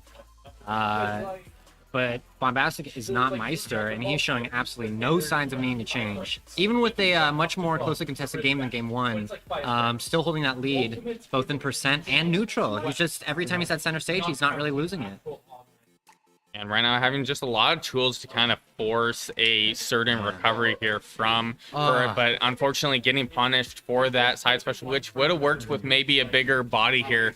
But Bombastic here playing Game Watch has a smaller hurt box, isn't necessarily going to get caught. Bigger damage.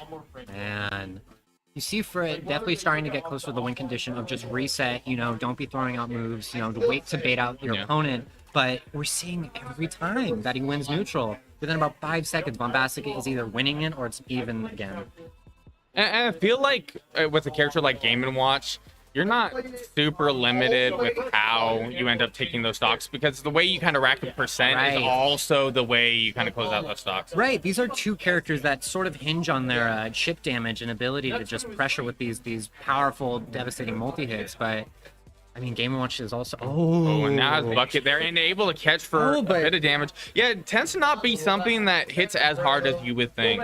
Right, or especially if it's absorbing a form of a multi-hit like that. Great use of up smash there, taking advantage of the invulnerability of it. Just like that, we're starting to get shades of deja vu of Game 1.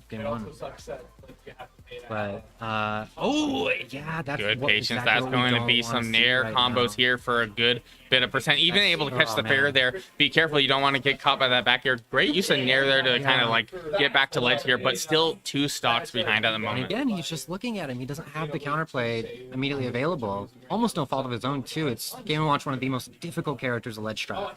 Like Bombastic doesn't even need to approach anymore, but is just super comfortable at the moment. Oh my god, the 2 frame. Luckily, Furt was still able to make it back to stage there, getting caught by the late hit of that fair there, throwing out Bucket Oh there. my Now God, has and Bucket has in Bucket. the toolkit. Okay, Bucket is still online though. Oh my goodness. Yeah, having a full Yeah. stock lead here is probably really comfortable. I wouldn't be surprised if Bombastic try to use Bucket as like the way to finish out this game. I mean, he knows that it's his ace in the hole, and the fact that they both know turns into a psychological game. But, oh my goodness, just... We're not seeing overly precise hits, you know, even last hit, there's no parrying, really. Oh, interesting. Threw out Bucket there, trying to get the down smash. Wasn't quite able to get it to connect. Up air, is that going to kill him? Yeah, Oh, nice not SDI. yet. I feel like you do have to get that up air pretty high up there to be able to close out a back stock air? like that. Oh, good fantastic call call. That's out. exactly what we need to do. All right, Palu with Rage against most characters won't help as much for increased SDI possibilities, but right here, we could see an early kill. Good nairs there. Furt That's has the definitely gusto. hard to do here against Game & Watch. All right, and we're seeing the adaptations, so we're not getting hit by as many burst options. But getting the back air caught pressure. by the back air, didn't expect it a second time around.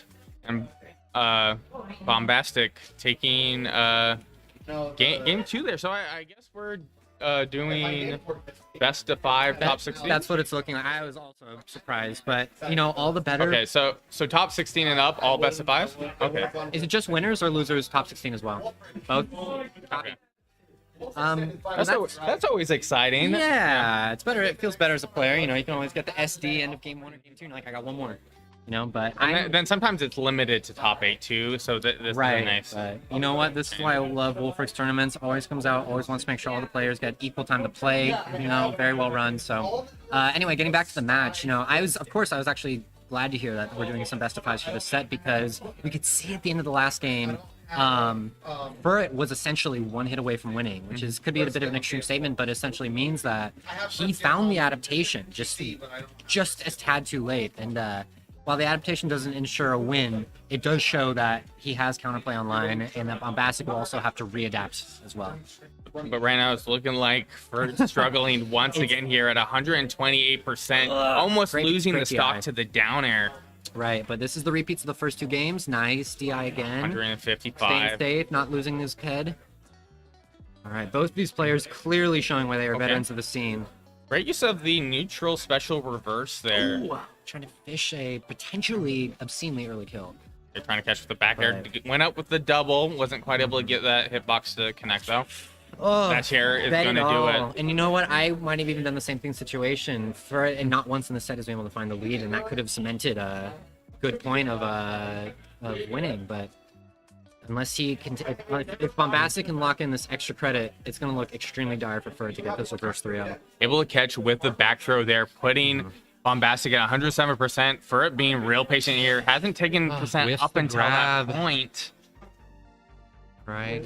I like this patience from Furt. Exactly. There you go. Reset. Find your way in. Boom. Able to catch with the dash attack there. Not quite able to get anything to connect there. nice. Going for the dash attack, I which like was the risky. Tomahawk dash attack, but Bombastic was ready. He's been ready for almost all of these, 50-50 mix-up attempts. But Okay, is that back throw? Is that going to be it? Great. Like I saw, I was like, Furt kind of, being really close there on ledge. I figure we were going to see a grab there, but I don't think Bombastic is going to allow that to happen again. No, Bombastic's not even going to allow him to enjoy the kill he got. He's already got him up to 103 easy kill percent for Game & Watch from just about any part of the stage.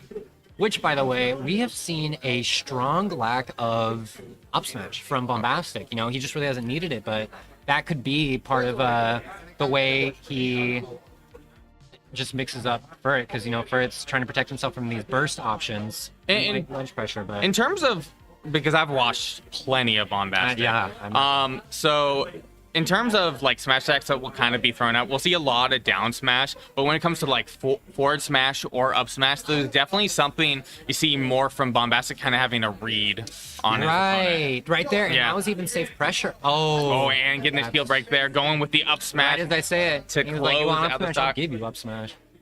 All right, this is not looking even too bad for Furt, though. By far the closest that he's been at this last And stock. great And that's ledge what we're prompt talking there about. for the back air, All putting right. us at even percent, even stock. This is the here. best Furt has looked all set. The question is, can he maintain his adaptations that he's Able to clearly get a last hit of the air, learned? trying to catch with the up Okay, air. Bombastic trying to reset. We're seeing some slight bits of fear that Bombastic has. You can see that Ferret is not necessarily lost right now. Okay. Trying to find footing there. Losing Trying to, these footsies. yeah, That's- trying to catch with the aerial, but Oh man, just not able to make it back. Ferret's Already just trying to reset and he can't. 114% Bombastic is here. just all over him. Like right now, almost at 130, 140 now. Oh. Can't afford to get hit with the chair or anything. Oh, Dash man, attack. Bombastic covering every option right there. Oh, watch out for this back air. Okay. Interesting, able to catch them that there. was a big miss. Okay, we're seeing the back airs kind of thrown out there, but the late hit of that fair will do it for That's game gonna 3. be a quick 30 by Bombastic.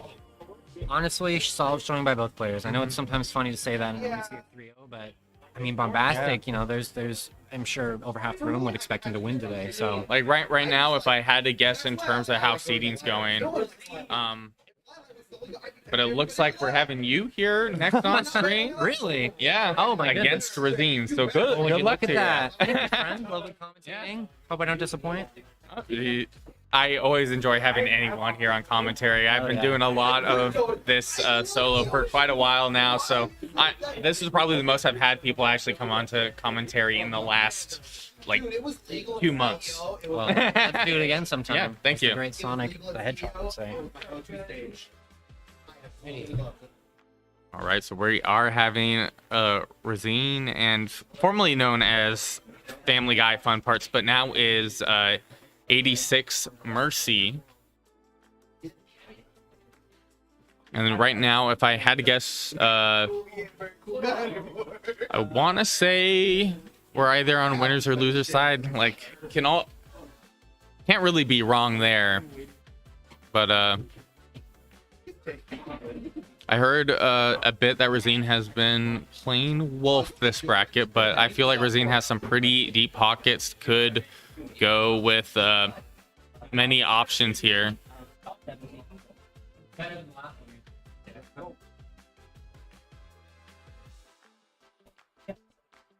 I'm guessing we'll probably see the Pokemon trainer here from 86 Mercy. Not super familiar with her character pool, but I felt like saw an excellent performance from them earlier in bracket. No, because fun drive, not fun drive. Two, I'd rather be going to even. Was hovering over Ike there for a second, but going Pokemon trainer. They ran Skullgirls online during. If it is ever convenient and it's ever.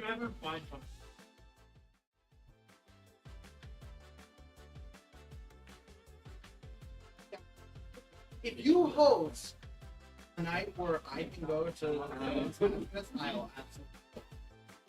All right.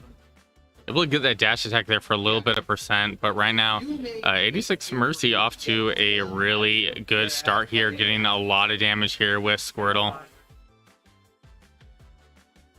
Something I've definitely noticed here from 86, going for a lot of low profile moves, really taking advantage of the small hurt box that Squirtle has.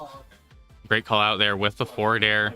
But getting caught by that forward smash is definitely a bit of damage. And it looks like Razine trying to go for it a second time, wasn't quite able to get it to connect. What a weird interaction there with the water gun.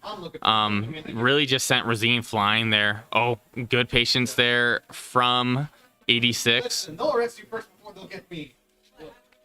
Okay, but the back air will do it for that first stock. Razina 114. Charizard, a really hard-hitting character. Will that be enough to do it? Not quite, but you extended just a little too much there. Razine able to get a little value there from the throw there. Switching to Squirtle here, definitely the comfort pick here for 86. Okay, hitting Razine for 156, but Razine getting a lot of extra value there. Okay, able to catch with the neutral special for a little bit of damage. Like really, anything Razine was able to do there was helping out with that lead there. But right now, 86 Mercy playing excellently here, able to get Rosine there to 47% before dropping the combo. Great parry, but unfortunately wasn't able to get the punish from it. Looks like Rosine, yeah, setting up for that back air there, able to catch with the up tilt and then the up smash to close out that stock. Yeah, being a Squirtle at 147%, you are going to lose that stock a little bit earlier than the other Pokemon in PT's toolkit here. Switching to Charizard, gotta be careful, able to catch with the Nair into the dash attack, setting up for the back air there, I thought, but unfortunate SD there with the neutral special to up special. Felt like it was a really close game there, just extremely unfortunate SD. So yeah, interesting. It was with the neutral special reverse. Maybe it was going to be a way to interrupt Rosine's recovery and then hit with the up special in order to catch.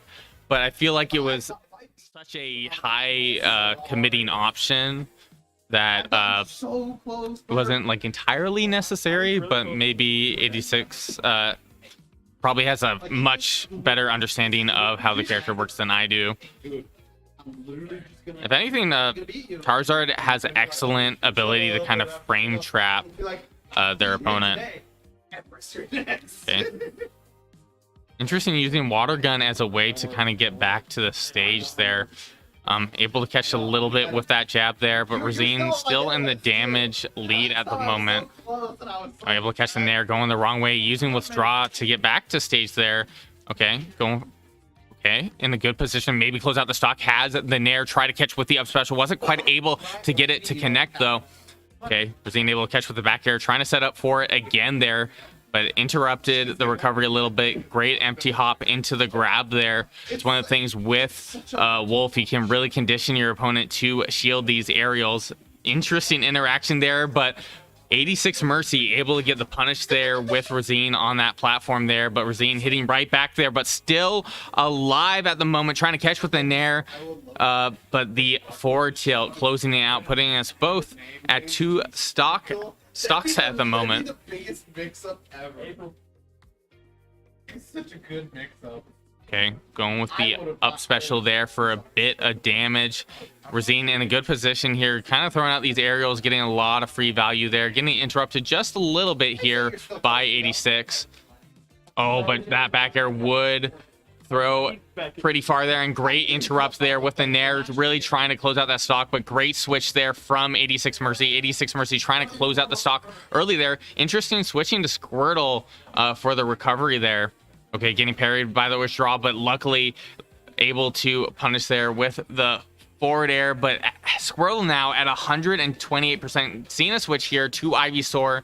Rosine opting for the forward throw, but getting caught by all of these moves that 86 is throwing out. Right now, Charizard at 162%. Definitely a heavier character. Definitely good for holding on to the stock now. 190% at the moment. Trying to catch with this back air, that anything would have been really able to close out that stock there, but unfortunately losing it there, giving Rosine the stock lead at the moment, but being at 118%. There's no shot. What a excellent edge guard here. Is that going to be enough? Yes, it will be. 86 is not out of this yet. Okay, able to get that down tilt into the grab, getting a whole lot of value here with Squirrel, already getting Rosine here to 53%. What a weird interaction there on ledge. Able to, like, I'm not sure what that up special was about. Maybe just a really active hitbox to get a little bit more damage there. Rosine really kind of turning the tables here, able to get a bit of damage here onto 86. Okay, a bit of trade there. Relatively at the same percent at the moment.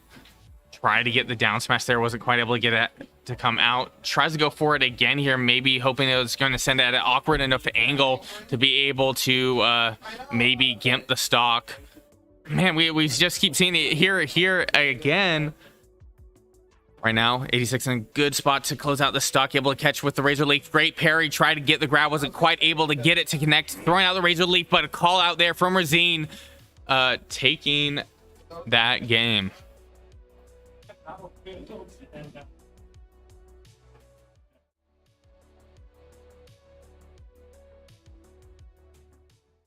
And we see 86 here really thinking about the stage pick here in the next game here. Ended up opting away from Battlefield. I'm guessing Razine, after that whole experience, was a little too close for comfort. And it looks like we're going Kalos here. I brought before. It's like.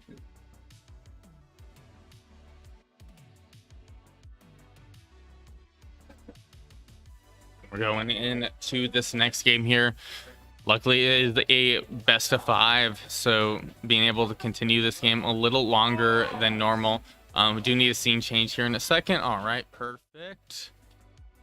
Already, you can see 86 opting to get that water gun ready here for a later interaction, but Razine able to get a whole lot of value here onto 86. It's just racking up that percent at the moment. Even the Pokemon switch not gonna save you. That back air to take the stock. 86 in disbelief.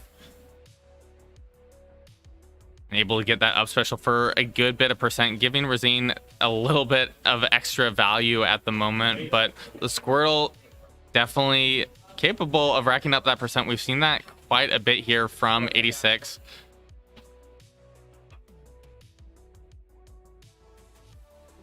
Okay, solid back air, able to get a second back air. Will that be enough to take the stock? Not quite. Razine able to make it back, and great use of the wall jump to back air as a way to approach the ledge.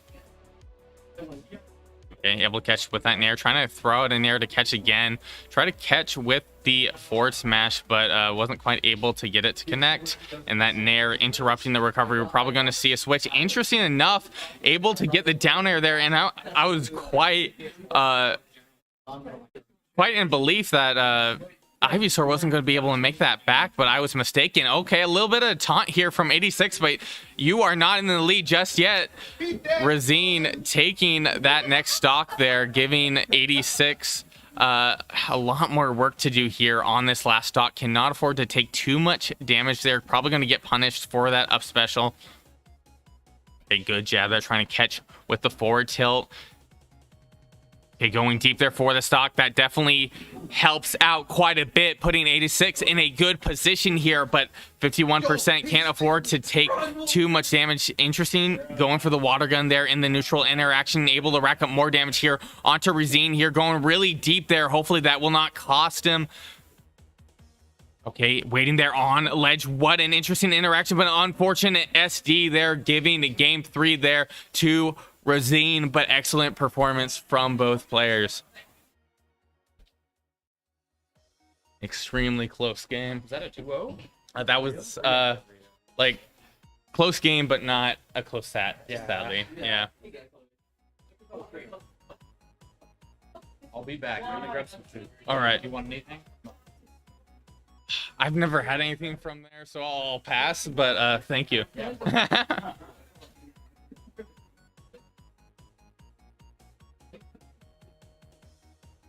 No,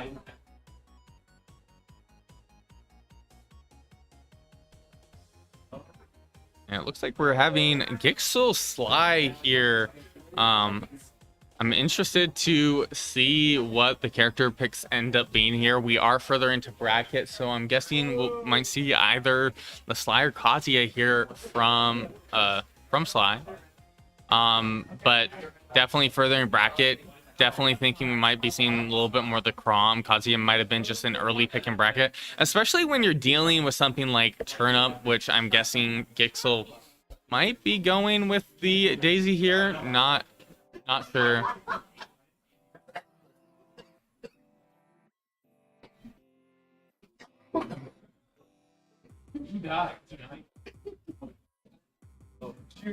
All right, starting here with PS2. Oh, ended up going a small battlefield here instead.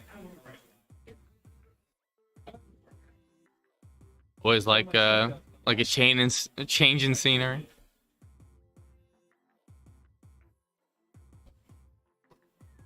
Oh, interesting. So we're seeing the Gixel Steve, not super familiar with this, but we're also seeing Dark Pit from Fly here. Okay, and already Gixel starting off with a little bit of a taunt there. Well, mining resources, putting up that wall once again right now. Sly not really overextending, giving a lot of time for Gixel to rack up those resources at the moment. Yeah, putting up that wall there. Not sure Nair will be enough to really deal with that wall there. Yeah, and Arrow not doing too much value right now. Gixel now having Diamond. You got to be careful in terms of mining resources here. If you get another Diamond, that's definitely really nice. Gixel's getting a lot of free value here. Sly, I feel like, has to be making a mistake here or just extremely confident against Steve in this matchup. Oh, and able to, thread the needle there with the minecart there. But right now, Sly's just not engaging. You can see that iron resource bar is just really racking up. It's going to make those walls a whole lot worse here. And I feel like in terms of how Dark Pit's recovery works, having those iron blocks can definitely help out in terms of like kind of gimping or interrupting that recovery. That doesn't throw out a hitbox, by the way. So... okay, has that TNT ready, but great on Sly being able to make it back there. Now Diamond is ready for the next stock. If not, during this stock, if Gixel ends up losing Diamond tools. Yeah. Gixel trying to catch with the back air there. Wasn't quite able to get it to connect. Man, but the block just a little too high there, interrupting Arrow. Gixel trying to catch with something, gonna get punished for that up smash. Okay, able to catch with the side special there. Oh, but the back air able to do it there at 110%. Like anything at this point, just get extra value here for Gixel. Can tell that the venue is ecstatic here for the Steve gameplay. We don't really see a whole lot of Steves here in the Pacific Northwest. Shout out to Ianology, though, had a pretty good performance initially with Steve. One of the better Steves, especially in early Ultimate, in my opinion. But right now, Gixel just holding on to that diamond, isn't going to use it here on the stock. Definitely can rack up a bit of percent here on the Sly, but really struggling at the moment. Sly in a good position to close it out. Tries to catch with the upper, but getting punished by the anvil. Gixel getting a lot of value here. This could be an up smash here. Interesting enough, ends up trying to catch the higher recovery. But right now, Sly needs to close out the stock. Interesting, trying to use the up special there. But man, that's breaking down special. Okay, getting caught by Arrow here, but Sly's just really struggling to close out the stock at the moment. Okay. And getting, what a weird grab that was there. Oh, gotta watch out for that anvil there. Interesting, doesn't have a whole lot of resources, but that up smash will do it, giving Gixel the 2-stock lead at 156%, refusing to craft at this point, but Sly also refusing to interact. Okay, able to catch with that arrow. Could close out the stock here at 165% if Gixel isn't careful here. Okay. Okay, try to use up specials hitbox there, but Sly was able to interrupt it there, but able to close out that first stock there. Okay, we're gonna see Diamond here, and already going back to the mine there, you know, getting a lot more of those resources. We see the taunt once again.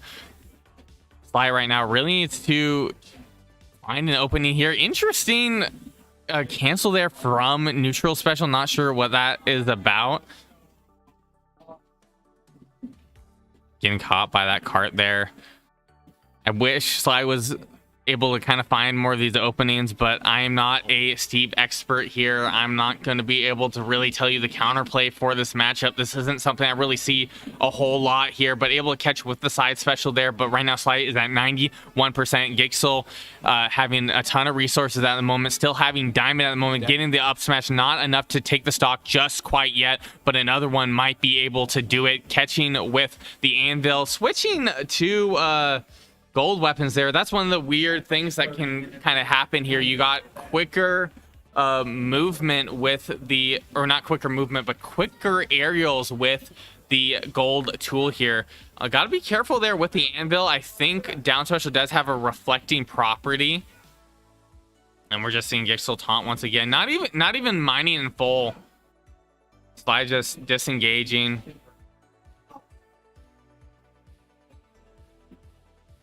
And that back air will do it. Gixel taking game 1. They've been playing extremely well here.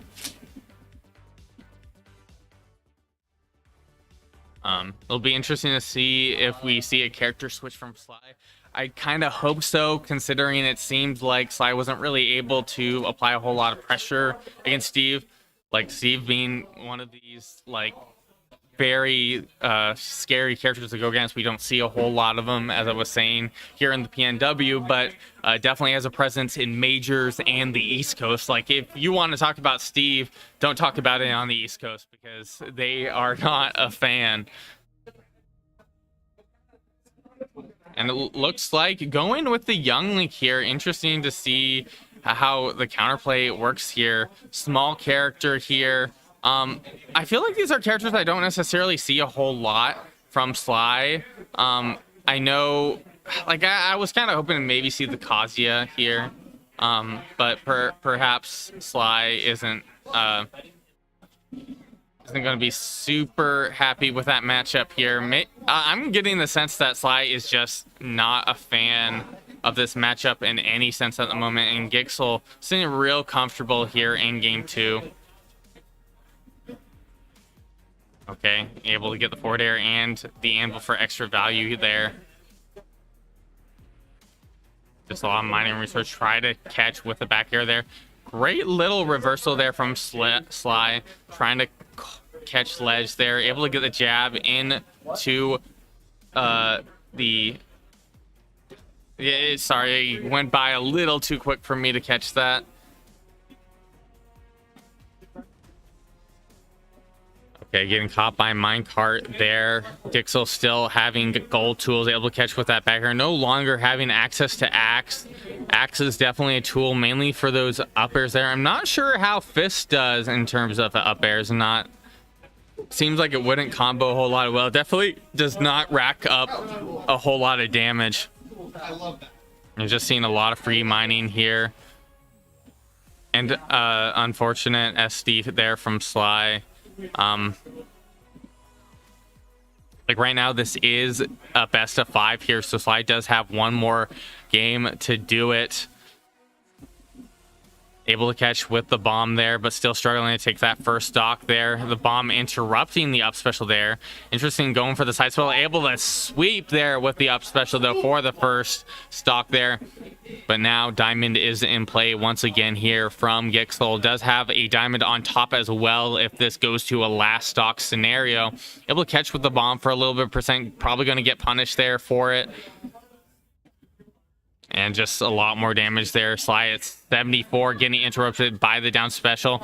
Gixel now not able to use Anvil any more interesting enough, but able to get the cart. Is that enough to do it? Not quite. Sly holding on to that last stock at the moment. Just putting up a wall there. Has Diamond once again, but not going to get that value, but the up smash will do it here.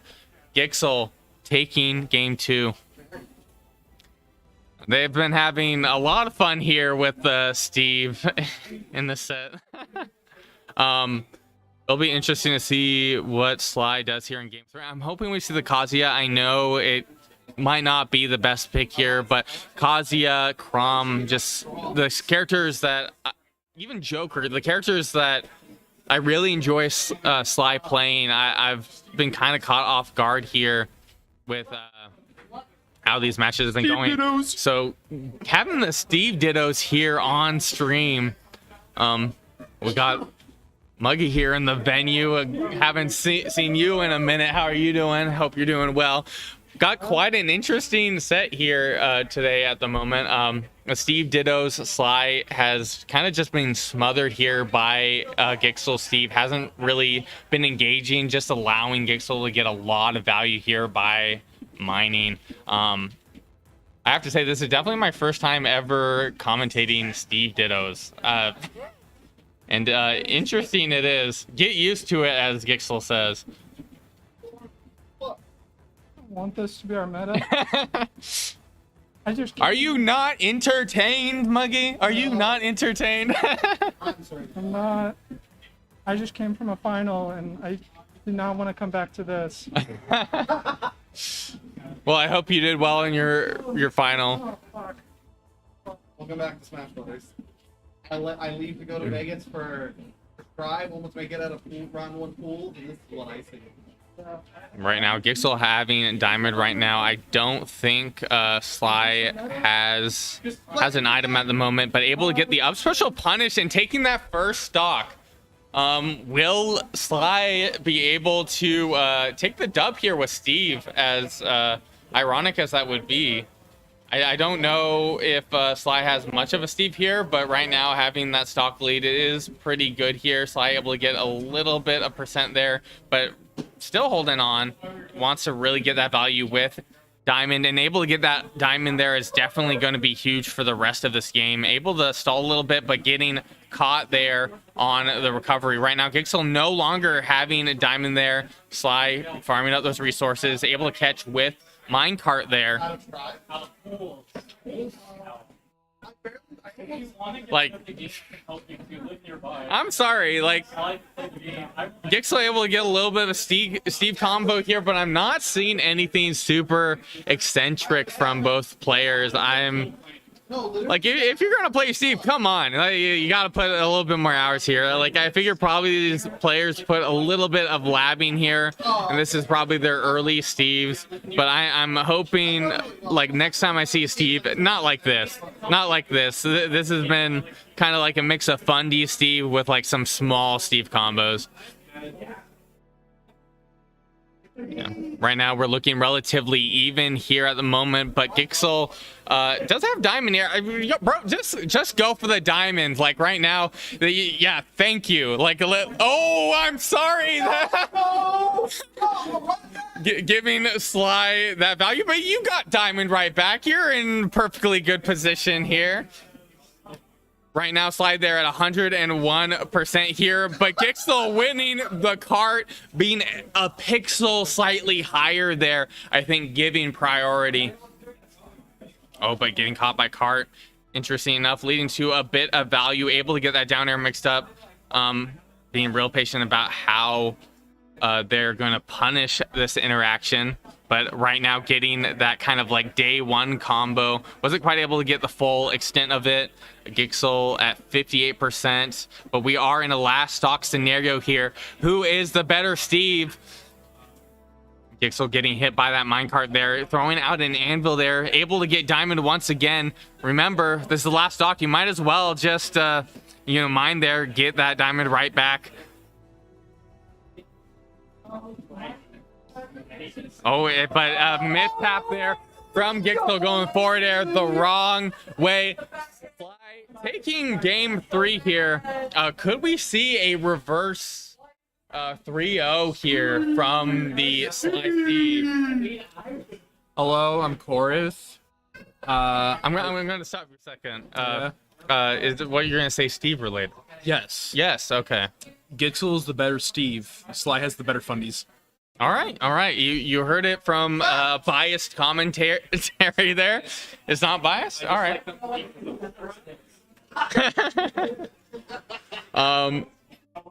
Yeah, but yeah, this has been a set here. It looks like Sly's hovering over randoms here. Is Sly just really that uncomfortable with playing against Steve? Taking a little bit of a breather here. No, I got permission to play friendlies. All right, sticking with the Steve Dittos here for game 4.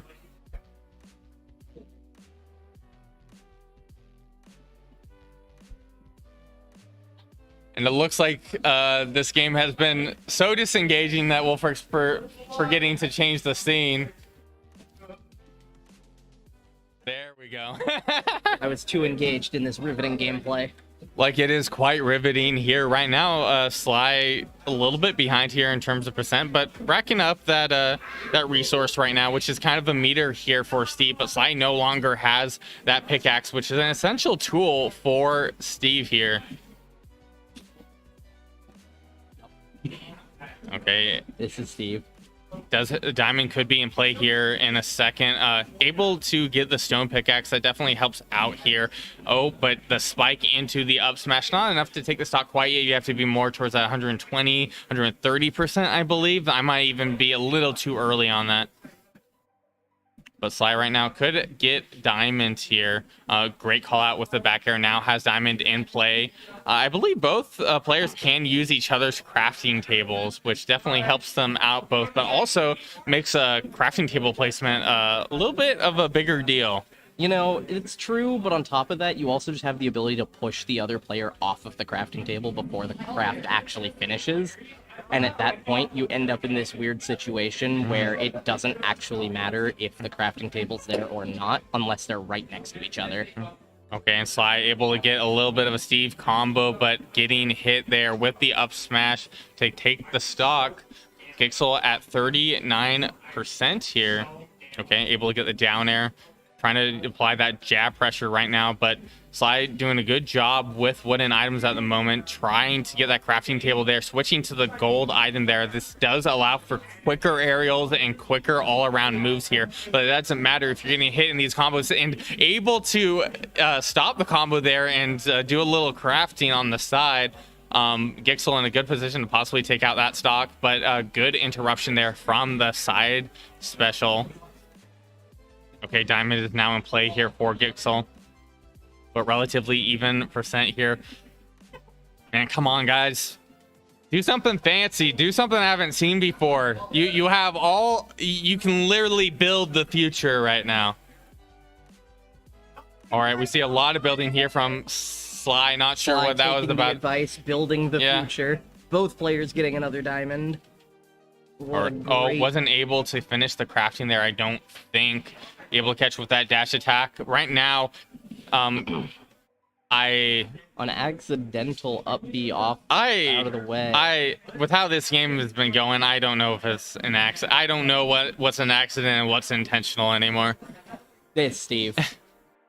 We do have the 3 iron coming back. The push off on the crafting table, stopping the diamond craft, just like I had said just a moment ago. And Sly Gixel already has to come back over, then get to the diamond. Already at 81% at the moment, and both players having access to diamond here, that's going to be some good value. So I wasn't able to get that up air to connect, but able to get a little bit of trade there. That back air hitting a little harder than the forward air, I believe. But Sly here has a little bit of a percent deficit, does not have diamond anymore, able to access the crafting table. Gixel is out of iron at the moment, too. Great patience, able to catch with the jab into the up smash. And knowing what to go for, coming in, realizing the advantage that Sly is like in. right now, that is game there, but Major popping off for the Steve Dittos there. I felt like both players were in a good position to take that last game, but Gixel moving on in bracket.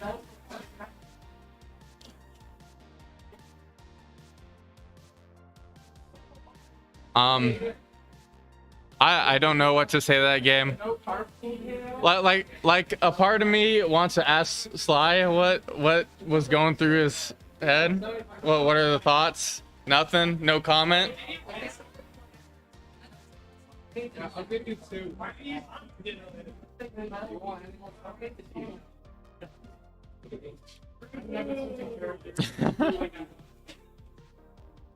Well, that was a set indeed there. All right. Looks like we have Major joining the seat for a second. Okay, so just for context, right? All right. Yeah, 1 sec, Sparkle. Bombastic told me if I guessed the exact second that one of the games ended, he'd buy me like Doritos or whatever. There's So, no shot you guessed the exact I said second. 317. I need this in. Do you have this in writing? No, but I know. Yeah. Well, you said 317. That's 307. That was game. Oh, that was from one of the previous games. All right. Well, congratulations. I was wondering why the pop-off was happening. I was like, this isn't for Eugene. But it looks like we're having Sparkle Major here next. Both characters have big swords. Yeah, that's a thing. I'm kind of thrown off by this previous Steve game, so hopefully I'll be able to get into the oh my goodness. Hopefully I'll be able to get back into the groove of things here.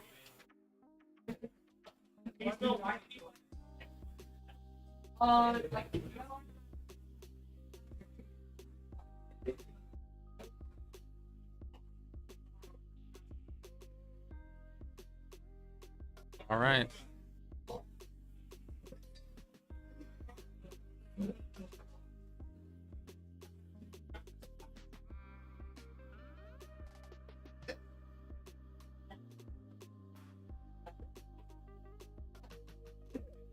All right, both players getting their headsets ready. It's definitely something I've always kind of found interesting, that some players don't really find audio that necessary. Me personally, it's a good way with, especially at locals where you're going in between different setups, having that audio kind of allows you to judge the delay. Like without audio, suddenly you're really just trying to, like, you know, feel it out. But with audio, I feel like your brain kind of adapts a little faster. But it looks like we're going into the game one here. Still need to update on the scores. We'll be fixed there in a second. All right. Interesting, getting the kaboom straight off the start. Major able to get a little bit of that nair for some extra damage, able to catch a recovery into the F smash for a early stock within like 15 seconds of the game there, but kaboom for some extra value there. It looks like Major was trying to get the down air there, but wasn't quite able to get it to connect. Needs to hold on to this solid lead right now. Psych up right now, looking real scary at the moment. Okay, trying to get the up smash there. The shield was looking pretty small there. I feel like Sparkle was probably going to be able to throw that fizz, but opted not to. Try to get the F smash there out of the kaboom. Definitely, I feel like it was smart, but I guess the kaboom wasn't as active. Like I was feeling like that was definitely like a good trap though. Throwing out the bang, trying to catch the high recovery. Major able to get the dash attack here. Does have that stage control, but ended up giving it up there, trying to edge guard Sparkle at 148%. Has to be careful about recovering there. Interesting enough, Sparkle going for the up special, getting hit by the fair. Major getting a lot of extra value here in game two, taking the next stock, putting Sparkle at his last here, but Sparkle able to hit back, get that first stock here. Okay, catching with the nair into the dash attack, trying to get that up smash, was holding on to it for a little too long. Okay, able to get the side special there and the up smash. Major in a good situation to close out this next stock here at 108%. Trying to catch with the neutral special, wasn't quite able to get it. Okay, dash attack into the upper, sending the other way across stage there. Good grab there, try to get the side special, wasn't quite able to get it. Okay, great parry. Trying to catch with side special and a trade there, throwing Sparkle far off there, trying to get the zoom, able to get the up special, and we got a trigger for that run back here. We're gonna go right into game two here. Major taking game one.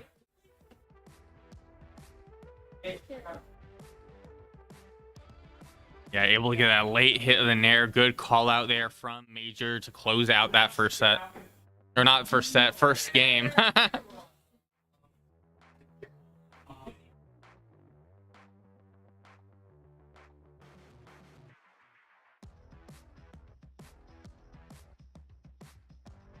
All right, able to get the fair for a good 15 there, but right now Major already able to get 83% here on to Sparkle, and it could have definitely been more if the conditions were right.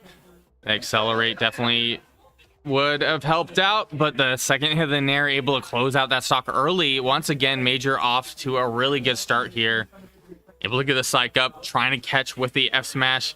good neutral special. That's good damage here right now. It's really what Sparkle needs. Get that damage and eventually take that stock.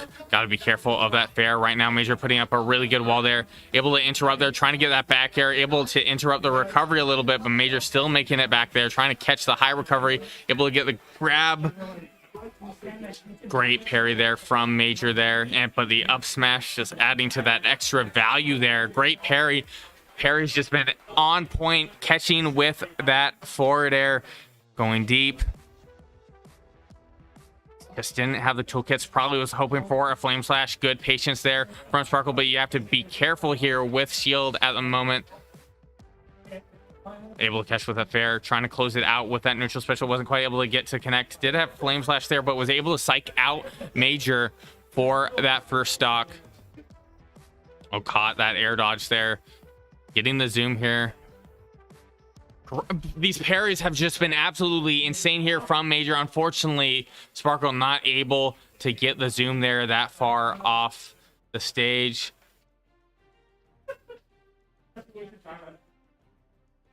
Okay, trying to catch with a neutral special, but Major doing a good job at, applying that pressure safely.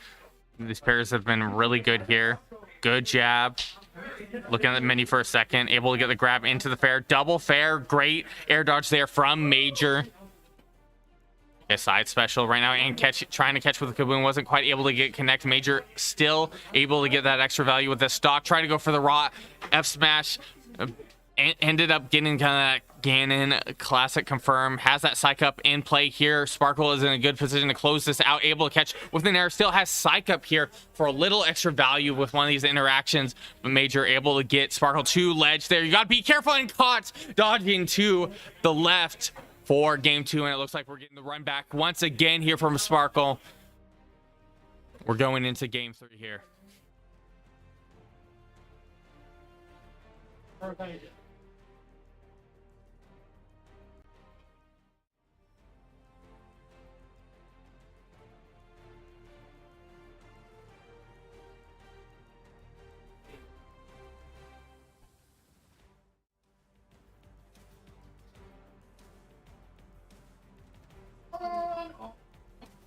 All right. Right now, Major up 2 games at the moment. And Sparkle off to a crazy start once again here, getting 63% on the Sparkle. Sparkle able to get accelerate, able to lead to similar percent here, especially having that psych up, trying to catch with the F smash, which definitely would have done quite a bit of pressure, but getting called out for the dodge through with the up smash, giving Major that stock lead that we have seen in all 2 of these games thus far. Okay. Trying to go to that flame slash there. Able to catch with the jab there. Still has that accelerate. Able to get the oomph. Interesting. Haven't really seen a whole lot of oomph in a while here from Sparkle. Able to catch with that back air and the bang to close out that stock with relatively low percent here at 2.8. But Major already hitting back, able to scoop with that forward air in a good position to close out that stock. Able to interrupt with the nair, still able to recover, but great zoom there from Sparkle. Able to get the grab, able to catch with the nair, a little damage. Able to get it back here, trying to catch with the neutral special. Wasn't quite able to get it connect though, but able to catch catch Major avoiding it. Getting that psych up at the moment. Major in a good position here, trying to catch with an up air. Able to catch it on the way back up. Able to catch the zoom just barely there with 3 MP. Great parry there, but Major was trying to catch the jump. Fortunately enough for Sparkle, able to get the call out there, taking that stock, giving Sparkle the stock lead at 107%. In the grab. And the back air there to close out that first stock, putting us in a last stock scenario here with Major up 2 games at the moment. Getting the side special, will he get the read? Interesting on the empty hop rather than the down air there. Figured Major or Sparkle would be expecting the same option there. That psych up fair definitely would have put Major in a disadvantageous position, possibly even killing there. That's an active hitbox, and Major not able to make it back to stage. Sparkle taking game 3.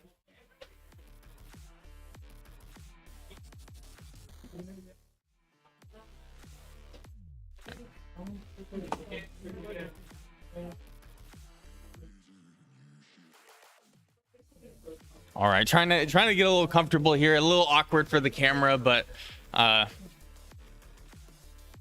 it looks like going right back into it. This has been a really solid back and forth. Major's just been able to close out the stocks really early, but Sparkle can change that right here. And already able to get a good initial percent here onto Major as a start. Okay, caught shielding, able to get the side special to down tilt and tried to get an early stock there with a spike. Luckily for Sparkle there, going towards the stage. Okay, able to get, was trying to get that forward smash. That would have been insane, but Major hitting with that up smash, taking the early stock. This is how a lot of these games have gone thus far, although Sparkle was able to close out that game 3.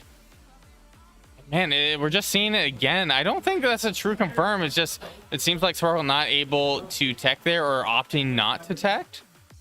Able to catch with the kaboom there. Not enough to take the stock just yet.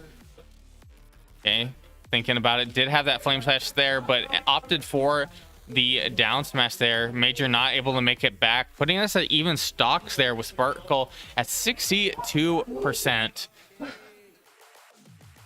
Okay, retreating aerials here, trying to catch with the Nair. Luckily able to catch with the up special and the grab. Forward air on top, trying to catch. Okay, and we're just seeing again and again Major getting a lot of value from these side specials to down air, and able to get the retreating forward air to take that stock, putting Major in a really good situation to take game 4. Able to parry that back air. Okay, neutral special, that's good value there. Looking at the menu, able to get psych up there and the kaboom there for some extra damage. But Major able to get that hitbox to hit Sparkle there on the way up there. Sparkle able to get the edge guard though at 22%. Not too low MP either. Can definitely get it back with a few good grabs, maybe even a few forward airs. But getting caught by that Nair, have to be careful how you recover this. Great use of get up attack. Definitely has neutral special there. Was able to get that parry there. Able to catch the Nair here. Right now, Major being careful about that recovery. Able to catch with the Nair. Able to catch the dash attack here. Be careful how you recover. See Sparkle rolling quite a bit, trying to get that center stage. Throwing out that neutral special, getting caught there. Luckily was not hit by that down special, but that down special from Major applying a bit of damage there. Great tech there from Sparkle, but you got to be careful on that recovery. Able to get that forward smash there to throw Major, and catching with the sizzle. We're going to game 5. Sparkle really really clutching out game 4 there with the menu pick. Like, it definitely looked doable for both, but just the timing was right.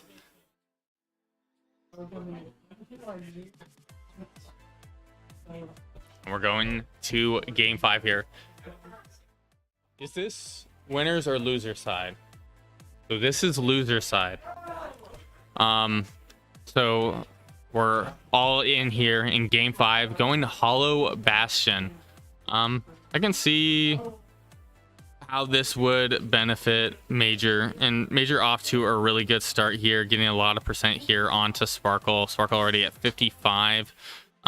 Struggling to make it back to stage. Good call out there from Major. Zoom definitely helping out here. Definitely wasn't a scary position there. Luckily, Sparkle not getting hit earlier, but getting hit by that up smash. Okay, able to catch with the side special and the Nair. The good value, but you know, opting for up special to get away from that situation there. And Major just kind of throwing out these really hard hitting aerials and taking the stock there with the dash attack at 36. That is a lot earlier than I would have expected.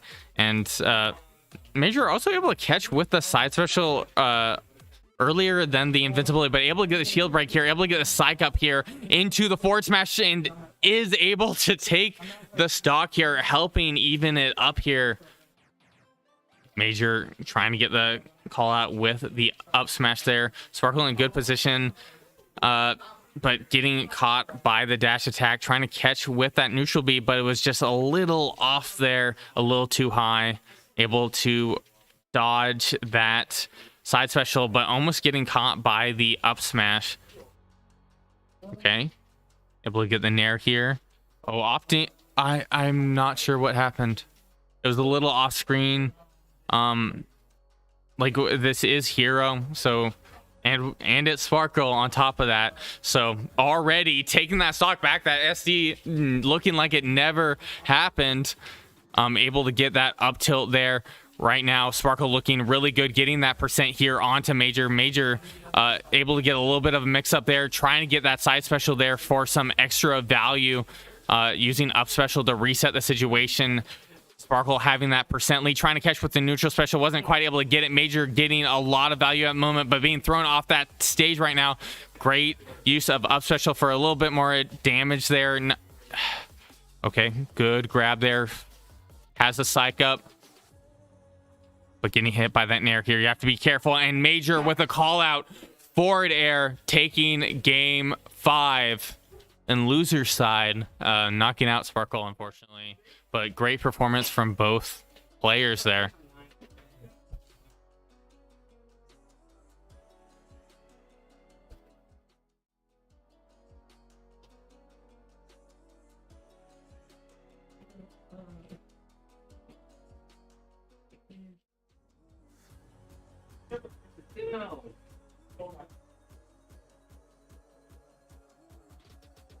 I'm interested to see what match we have here next. It's definitely been interesting to see what players have made it to the top 16 side of bracket through the Swiss pool.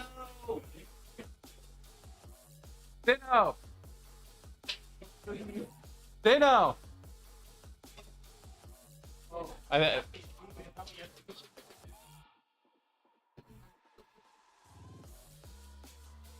You were calling Sino for bracket, right?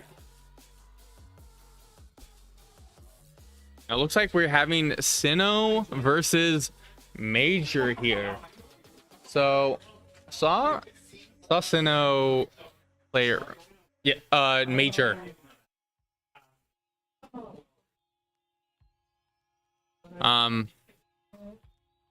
So I'm interested to see how this goes. I haven't really seen Sino this far in bracket, or at least on stream anyways. So don't know if they're making like a super good run here or not. They are in loser's side, so there is a lot of pressure here, but luckily it is best of 5.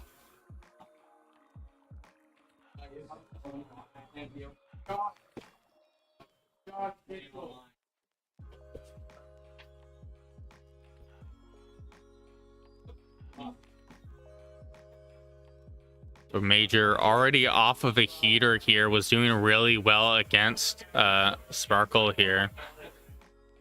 Major hovering over the Bayonetta. However, I don't think we're going to see that pick.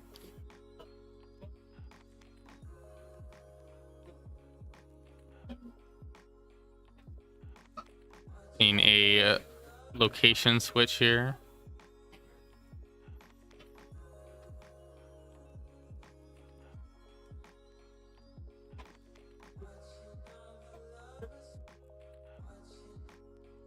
All right. With the Ganon. Okay, so yeah, with the Bayonetta, saw very early here. Was playing really well. This is definitely going to be an interesting match here. I feel like Bayonetta gets a lot here from like things like Witch Time, and that just like special air dodge might help out in scenarios where Major might be going for these smash attacks. And already it's looking like Sino pretty golden here and getting that damage racked up here against Major at the moment. A good ledge stall there from Sino. Ends up going for the down air for the reset. Okay, Major really sitting there on ledge, but unfortunately SDing as a result there. Interesting going for the up tilt there. Not sure whether that was intentional, but it looks like we might see another Gimp here, or just a whole solid stock. Sinnoh having a 2-stock lead here already against Major, but Major hitting back with that up smash, but still has a lot to do here with Sinnoh already being up a stock here. Oh my goodness, but getting knocked really far down there off stage. But this is Bayonetta we're talking about, has a lot of tools here, and man, what a clean stock that was there from Sinnoh, taking game 1. Like, how quick was that? That had to be like two minutes. Sinnoh extremely comfortable here in the Bayonetta versus Ganon matchup. At least you would hope so. I feel like Bayonetta has a lot of tools to just really mess up Ganon, and I feel like that's kind of showing here. But Sinnoh really showing up here as a Bayonetta main. So going into game 2 here, going FD. Perhaps avoiding platforms for any sort of like jump resets that might make some of these Bayonetta combos longer. But Major's shield looking really low, will get shield poked there if not careful. Okay, able to get that side special there into the down tilt, trying to catch with the forward smash, but Sinnoh was not approaching at that point in time. Great parry, try to get the up smash there, but Sinnoh was just a little too far away there. Okay, going for the down special to up special. Good choice there from Major, able to catch with the forward air, going really deep there. Yes, you got to tech those. Major not able to make it back, but neither was Sinnoh there. So right now, even stock, even percent here. Great parry there, was trying to catch with the up special there. Bayonetta will excel from catching these aerials, but great read there from Major for a lot of percent. Sinnoh, unfortunately, a little too far away for that down special to hit, but was able to hit Sinnoh there into stage. This is much more of a back and forth from that first stock there. Sinnoh opting for ledge there, which is probably the better option. That's the thing with Bayonetta, is more you go for with these kind of like aerial combos, more end lag you will be in on your landing. So going for ledge to kind of like counteract that definitely helps out. Okay, able to catch with that backer, going deep to get that Gimp. I don't know if Major's making it back. It doesn't look like it, giving Sinnoh that stock lead here. Gonna have to be real careful though, because yeah, Ganon has these up smashes, these down smashes, just a lot to be able to close out that stock. And there it is with the up smash. Sinnoh losing that lead here, but could take the stock with a good interaction. Major able to get that dash attack in there. That's a lot of value here for Major. Sinnoh really just kind of fishing for that interaction. Good grab into the side special. That's leading to a lot of value here. It's just more and more. Wasn't able to catch Major there towards the end of it. But now we're more towards that relatively even percent. Okay, able to catch the dash attack. Seeing a lot of attempted parries here, or just quick shields from Major. Okay, ended up retreating for the up smash. Unfortunately, wasn't able to get it to connect.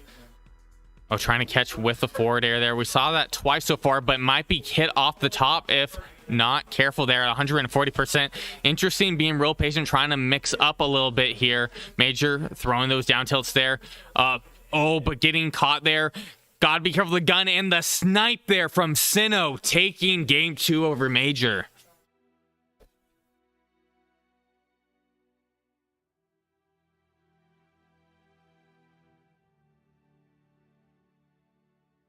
Yeah, Sinnoh right now with a solid game lead here, but looking a little dissatisfied, probably wanting to have it a little bit more lead here into game 3. Major not being that far behind. You can't count them out just yet. This won't be a free game 3.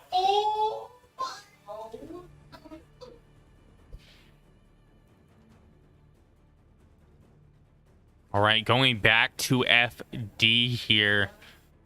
And already Major slow walking away there. Ended up getting grabbed. Hopefully doesn't get gimped here. Luckily, it looks like it went really in Major's favor. Able to get that down air call out. Trying to get the dash attack. But it looks like the dash attack does not beat out the side special there. Which is really good for Sinnoh. Sinnoh able to get that back air and might be able to close out the stock here, but still wants to recover. Was able to get Major for that first stock, giving the stock lead at 72%. But Major able to catch that forward air there. You have to be careful about how you recover here. Sinnoh able to make it back. Retreating forward air. Able to catch Major. That's some good value there for 15. Major able to get the dash attack 2 up air, but still needs to close out that first stock. Okay. Oh, but Sinnoh really wanting to get that gimp, but weirdly enough, that Becker not connecting, and definitely looked like it should have, but Sinnoh getting thrown off stage there by the Nair. Major being really aggressive to try to take the stock, able to catch the down, catch with the down tilt for that up special. Sinnoh here right now getting that extra value, needs to hold on to that lead now, no longer a stock ahead. Okay, a little bit of a trade there. Going in Sinnoh's favor. Got to tech these. All right. Major going for the side special there. Getting jab there for more value. Oh, whiffing that grab. That's unfortunate there for Sinnoh. Be careful how you recover here. It looks like Major going for a lot of retreating aerials. Trying to be real careful. Oh, it's just narrowly not getting hit by that up smash here, but at 101% you have to be careful because a nair or an up air might do it. It looks like Sinnoh was going really deep, really wanted to close out that stock there. Good spacing on that back air, trying to go real deep to interrupt the recovery. Great tech there from Sinnoh. Sinnoh able to interrupt the recovery a little bit, but Major is still able to make it back to stage and close out that stock for the stock lead here. Okay, gotta be real careful about the recovery. Sinnoh was trying to catch Major, but Major taking that last stock for Sinnoh, extending there beyond ledge. We're going to a game 4, but Major there really, you know, fishing for that last stock there. Luckily was able to come out on top. It'll be interesting to see what stage pick we have here next. Going with small battlefield.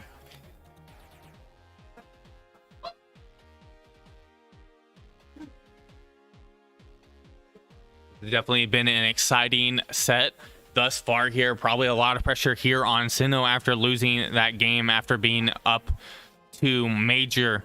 Really cannot afford to lose this game, or especially not let Sinnoh get too much of a lead. All right, it looks like was trying to maybe catch with a back air there on the side special, but wasn't able to get off platform fast enough. Okay, getting a dash attack. Maybe trying to catch it. Was able to get a dash attack again, just really racking up that percent here. Sinnoh right now really needs to find that opening in order to rack up that percent. Getting caught by the down special now at 115. Major has to be careful about trying to contest Sinnoh here, but has done a relatively good job. And interesting enough, the hurt box shifting for Ganon with the forward air, able to take that first stock and great read there on Sinnoh being stuck there on platform, giving Major more of a lead here, but also Sinnoh in a good position to try to gimp, try to catch with the neutral special, try to catch with the down special, but just the hitbox wasn't out fast enough here. Major in a good situation. Sinnoh has to be careful how he recovers. Able to catch with a back air, able to force a tech situation there and catch with the back air to close out that stock there at 87%. Okay. Dash attack. Oh, Gotta tech those. Oh my goodness, able to get a lot of value there, trying to force Major further towards that ledge, but Major hitting back with that up air to close out that stock, giving Major the stock lead at the moment. So trying to scoop with that back air.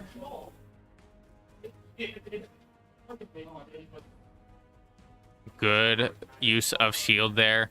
Getting a lot of value here onto Major. Major at 115%, but this is a heavy character. It's going to take a little bit more than other characters to be able to close it out, but able to mess up Major there with the stage spike.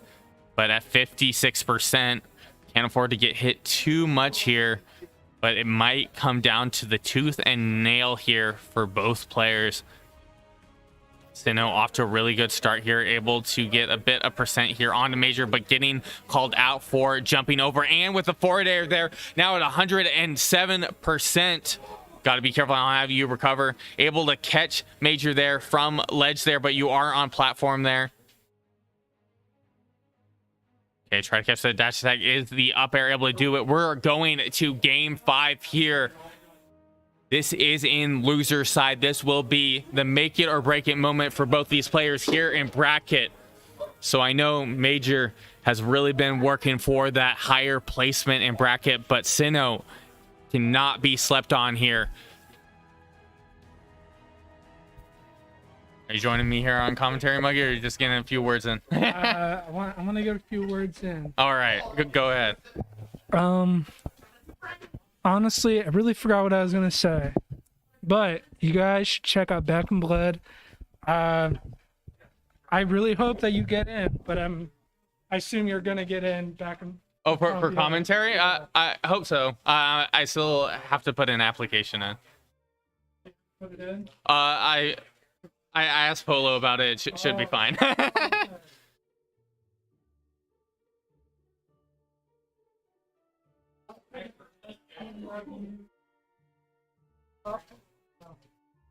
Top 2, 3. Really? That is extremely flattering. Wait, think about it. You. Like we got quite a. Goose. I don't know any BC commentators. There's Cube, Nurse. I've only heard Cube's commentary once. It was pretty decent. But Earth. Oh, Earth is fantastic. Earth's definitely up there in my top commentators. It's high contention. We have a lot of talent here in terms of commentators. All right. But I will get back to this because this is a game 5 scenario here. Major at 176%, really holding on to that stock. Sinnoh right now at 92%, able, not quite, but very close to taking that stock against Major. Major taking advantage of that high weight status, getting caught by that dash attack. Sinnoh taking the stock lead here, but at 92%, really the Nair taking the stock in a moment's notice, putting us back to even. All right, whiff grab, and right now Major getting a lot of value from that side special, able to catch with that hit of the Nair and the down special, which is just the beneficial trade here for Major here. Sinnoh trying to find that opening and getting punished for doing up special on shield with that up smash, giving Major an extremely solid lead here. Okay, able to get a catch there. Will Sinnoh be able to get Ascension? Not quite. It's just Major's able to get these little interactions, and it's just leading to a lot of damage. Yeah, Major opting for trying to stay there towards that center stage. Something, that definitely happened in those first 2 games that Sinnoh won was a lot of gimping. It wasn't necessarily stocks that were going to be lost if not forced towards that side of the ledge. And right now Major doesn't have a jump no longer, but able to make it back to stage there, able to get the side special, was trying to wait for the get up attack. But interesting enough, Sinnoh saving Major into the down air and taking game 5. Major moving on bracket, but an excellent performance there from Sinnoh. Yeah, that was game 5. Reverse 3-0 there from Major, I believe.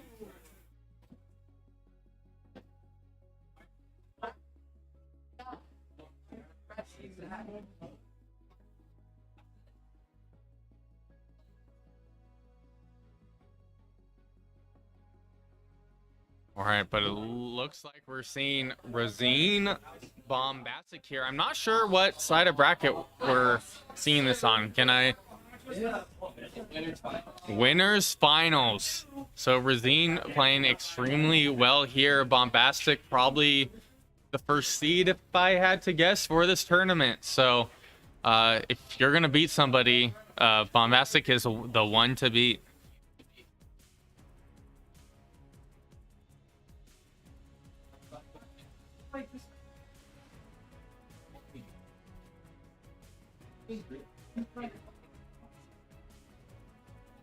All right, going into it here.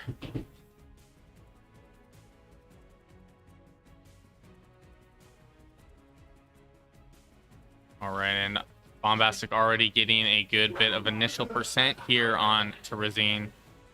Rosine looking back for that footing right now, able to get that hit of the fair, but Bombastic just going with the up special, resetting the situation.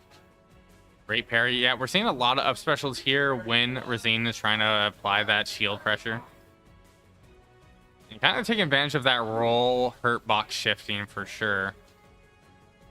It's definitely something good about Wolf in terms of kind of going for aerials.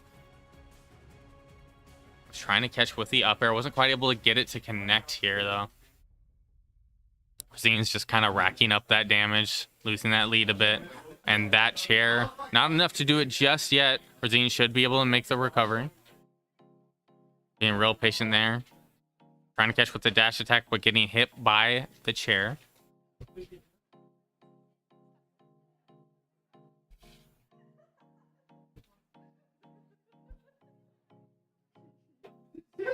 All right.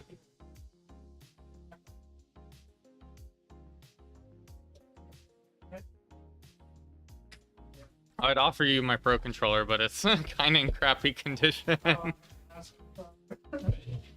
The stick's also like super loose. It's really bad.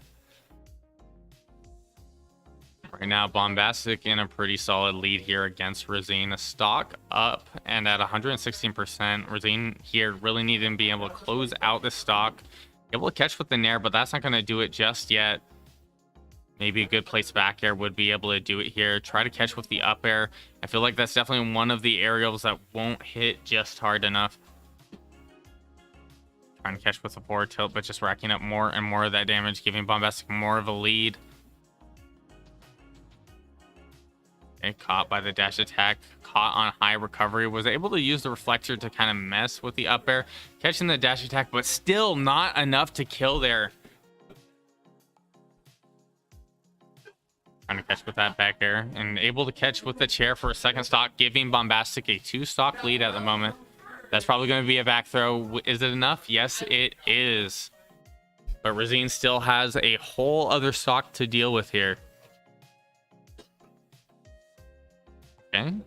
Look at the dash attack.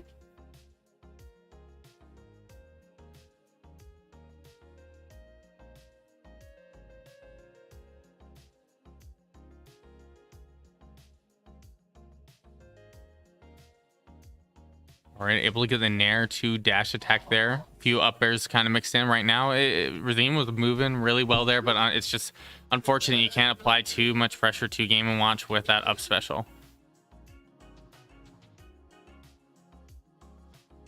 Able to get the grab there into the forward throw and the raw read F smash there, putting us at even stocks, but at 93% here. Rosine has to play real careful. Getting caught by that backer there. Oh, and getting interrupted there with the recovery there. Not able to really make it back and call out with the backer there, but still alive. Has to go for the side special, was still able to make it back to stage here. 150%. Can't get hit by the chair, and there it is.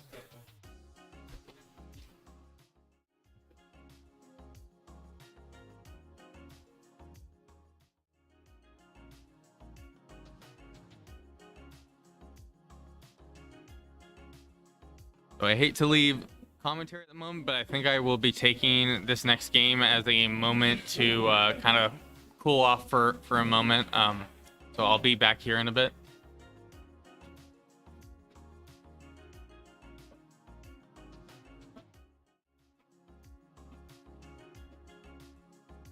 making sure we have comms in top 4 while Nas is taking a bit of a break.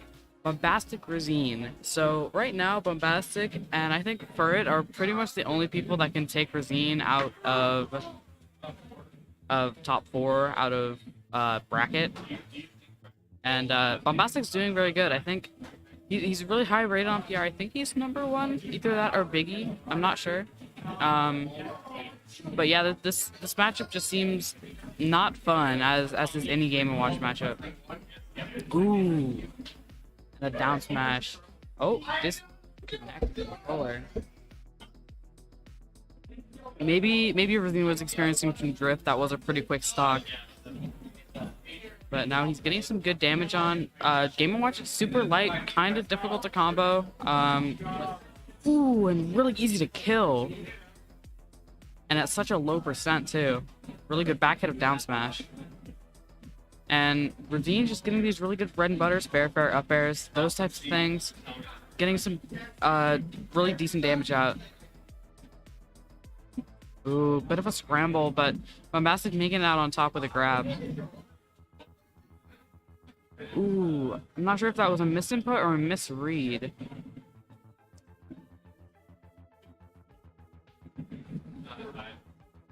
Ooh. Game Watch eating so many apples. I think Bombastic is super expecting a blaster to come out, and Razine shot it the other way. I think Bombastic really wants this oil spill. Oil spill just basically gives a free stock, especially if you get Wolf Blaster. Like it's just over. Oh my god, that spacing.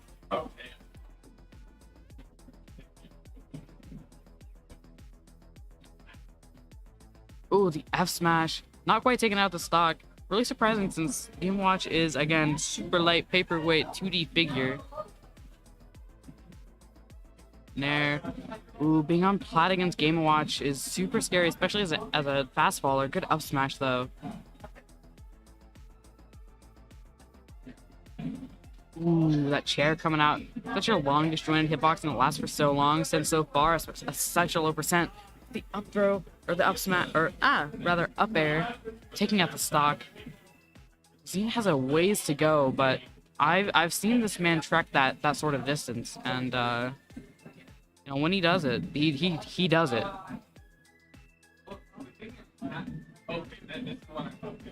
Oof.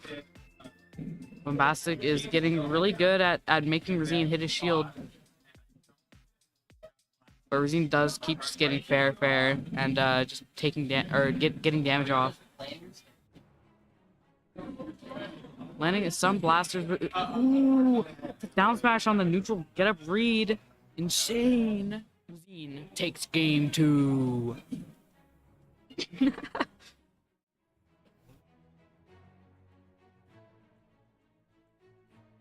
Insane stuff by Razine.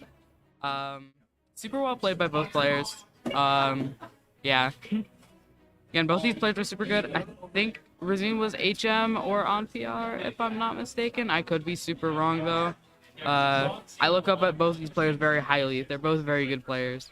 So, there's a lot to think about here.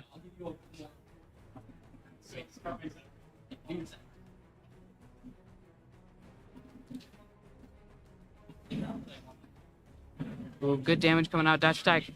Ooh, 50%. That's already really scary for Bombastic. If he gets a good down smash on ledge, that's curtains.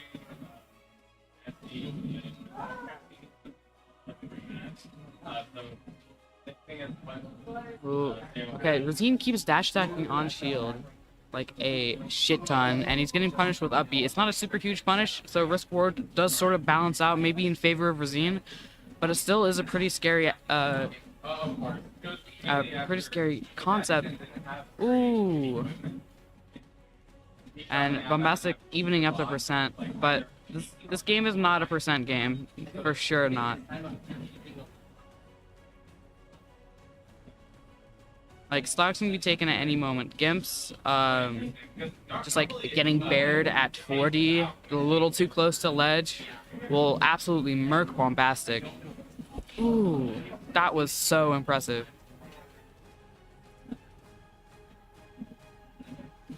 Razine seeming to get a lot more comfortable. This is the best of 5, so we do have a minimum of 2 more games coming up. There's a lot of adaptation to be had. Wolf Flash in neutral, calling out the jump. Razine kind of feeling himself here. Either that or he's panicking a little. Ooh, fair, fair, fair. Ooh, getting the up tilt. Bombastic keeps daring, but that was a really good dare.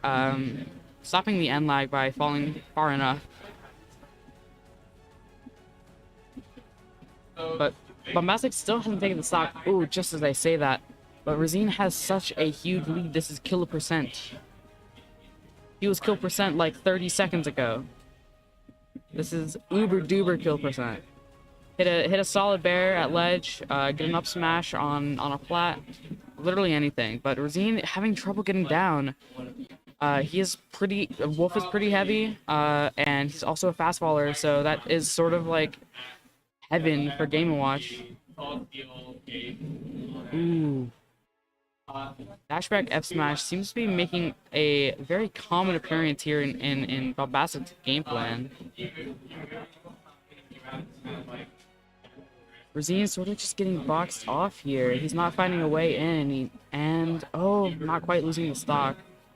Getting hit by Chef a little bit, but not too much. 141. This is super scary. He's a lot of rage, and he got hit by chair. Right into the blast zone. Back, beast, back. And getting more nairs, puffs of air, so much damage. Ooh, good down smash. Random up smash coming out. It's just immediately upping it because it's frame 1. I'm pretty sure it's invincible, if I'm not mistaken. Yeah, I see a little flash of white there. Spot dodge down smash. This is super scary for Razine. Actually, for both players. A little less so for Bombastic. He does have a stock up. Just as I say that, commentators curse. A beautiful F tilt coming out to take out the stock. Ooh, Wolf Flash. A little too high, a little too unsafe, and a little too dead to take the game. Razine is playing so well, but Bombastic is just meeting that aggression, meeting everything, meeting the damage, meeting the kill power with this silly little paper creature. It's super impressive. And we already know Bombastic is just a force to be reckoned with here in Oregon, in PNW in general, in the United States, wherever he goes. This little cardboard cutout boy, he's got some vengeance. Hi, Spare. Ooh, so pretty even percents here, like weight wise, but it's looking a little less even. Ooh, this is bad. He's taking a lot of damage. He has no jump. He just has to get back, and he gets down smashed. That was such a quick stock from Bombastic. I don't know if it's just mistakes from Razine or just a bunch of adaptiveness from Bombastic, but I don't know. Something has shifted, and it's definitely shifting in favor of Bombastic. Ooh, F smash. Percent's almost even, but a full stock up. Bombastic has a pretty nice, like, pretty nice lead here. Ooh, the parrying the up smash, getting an up smash of his own, but not quite killing, cause Smashville. I love Smashville. Ooh. And catching the spot dodge, really good F smash. Bombastic pressing a lot of buttons, and a lot of the buttons are working. Just as Game & Watch does. And the bear catching the ledge jump again. Ooh, this is a significant amount of damage coming out. No confirm off of the chef, but does he really need it confirmed? He just needs to get one hit. Yep, the chair coming out. Razine on his last stock, on his last ropes. Ooh, going super deep to try and get that kill. He really wants to even up the game, get the momentum going in his favor. It's looking super difficult though. though. I do believe this match is either players to take. Ooh, only 20% Arzine, and Bombastic is almost dead, getting multiple kill flashes.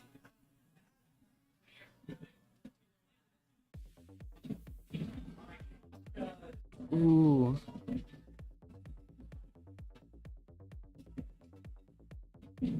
Lots of really good pressure, lots of really good anti-air coming from Bombastic.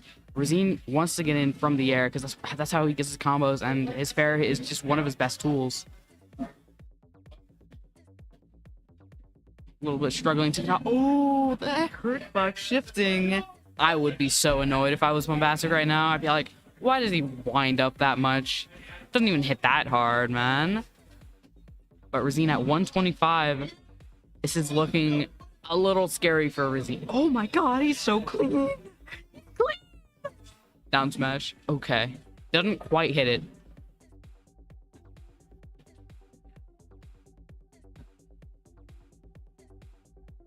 Up B happening from hitting the shield. Hitting Bombastic shield is sort of a death sentence at this percent. It just resets you to neutral, and Bombastic is amazing at playing neutral.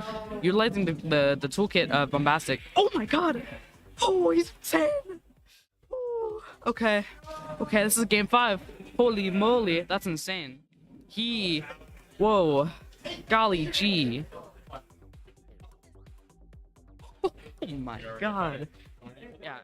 We got Nasta coming in for game 5. Huge hype set. This is top 4. Loser of this is guaranteed top 3. Just like no matter what. So let's pay out. That's a good $30. But and right now this is against Bombastic, who, from my understanding, is the first seed for this tournament. So this will be the biggest upset. yeah, it's such a huge upset. Razine definitely deserves it. He's been working, he's been grinding, he's been getting top 8s pretty consistently.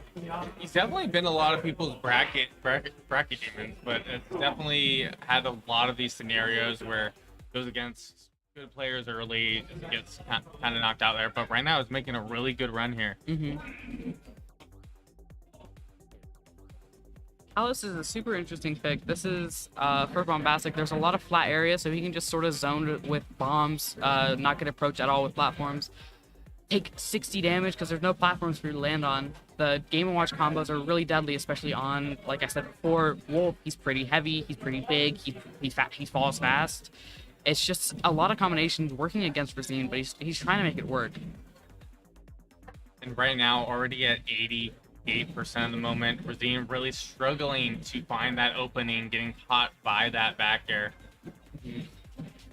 Unfortunately, Razine just gets stage counterpicked here. There's not really much you can do. We have a lot of flat stages in the rule set. That's just the nature of Super Smash Brothers. Able to recover there. Interesting going for the wall hop back air there. Able to get a bit of damage here on to Bombastic, but getting hit by the down air there, suddenly interrupting the flow. Yeah, he's got max rage here, so he can do some rage combos. I'm not sure if he knows those. If not, he'll just die really quick. Like a back air here will just immediately kill him. He knows that. A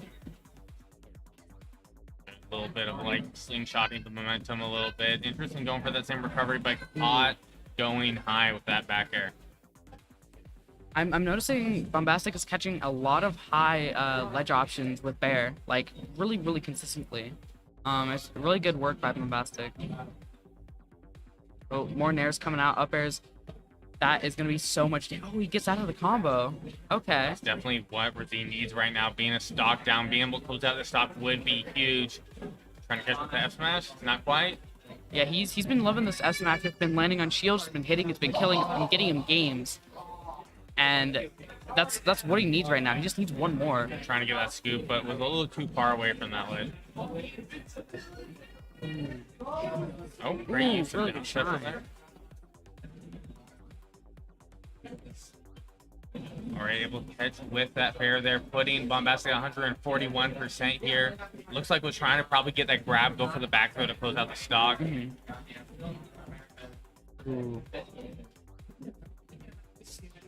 That up smash was super scary. Not quite killing. Yeah, the forward throw would have not been enough to do it, so I was guessing probably going to that pummel, really just hoping in some universe that was going to kill, but luckily able to close it out there at 84% at the moment. It's looking good for Razine. He's got momentum. He's getting a lot of percent up. This is basically even percent right now. Just a couple hits, and it's skewed in one way or the other. Right now, Bombastic really putting up a wall there. I think really needs to get off these platforms here. Able to catch with the nair into the dash attack here. Interesting going for the preemptive up smash there. He's trying to do a lot of callouts like that one, that spot dodge callout, that down smash does so much. He's also been getting a lot of stocks with that, a lot of damage, a lot of pressure. Wolf's smash attacks are just so good, and Razine knows how to do it. Ooh, but great back air to forward tilt mix up there to take that stock, giving Razine the lead here at 127. But will he be able to get that extra credit that he needs right now? This is so huge. If Razine wins this, this is probably one of his biggest wins, if I'm not mistaken. That back air will do it. We're last stock, 0%. Game 5. We got flat stage, even percent, and two great players here on their final game. I'm not sure if is this losers winners. I'm not sure. This is winner's side. This is winners finals. Oh, Holy moly! This is such a hype set for just winners finals. Ooh, he has no jump. Okay, he's able to land on the platform. Able to catch with the nair there. Oh, but getting last hit of that back air is unfortunate for Razine. Ooh, just dash changing at the edge of the stage. Letting Bombastic just throw out a bunch of hitboxes as Game & Watch loves to do. Game & Watch definitely having the more tools to kind of like force an interaction than Wolf. Wolf has to be a little bit more calculated here, and 125% is looking really scary. Able to catch the nair into the dash attack, has to be careful. Just there's a lot of options that Bombastic has to deal with that.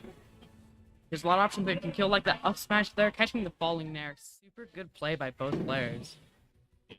Bombastic moving on in winner's side, but this isn't the last we'll see of Razine as making quite the run today. Yeah, he's still got loser's side to play in. I'm excited to see how his run goes up. God, that was such a good call out by Bombastic. I believe we might be waiting on the Tommy Furret match. Maybe. Are we waiting on the Tommy Furret? Have they already started? They're okay. That's super sick. Yeah, I'm glad to see Razine, Tommy, make it up further in bracket. I feel like Furret has kind of generally done that in a lot of locals, so I feel like the Tommy, it's been a bit since we've seen a really good Tommy run, and this is the first for me in terms of seeing Razine, probably outside of maybe Meta Arena. I haven't really paid too much attention to the recent Meta Arenas. Mm-hmm. Like we're getting like our higher standings are a lot more diverse this time, which I'm happy about. There's not as many PR players here, but there's still definitely huge contenders, huge players just already in the PW scene, in the Oregon scene. It's just super impressive to see all of them duke it out. Now, this is the most diversity we've seen in bracket for a while. Mm-hmm. I think Swiss is growing on me a little bit. I'm not gonna lie. I definitely like the aspect that for people that aren't necessarily going to be performing the best in bracket, it gives the 0-2ers one more game. Mm-hmm.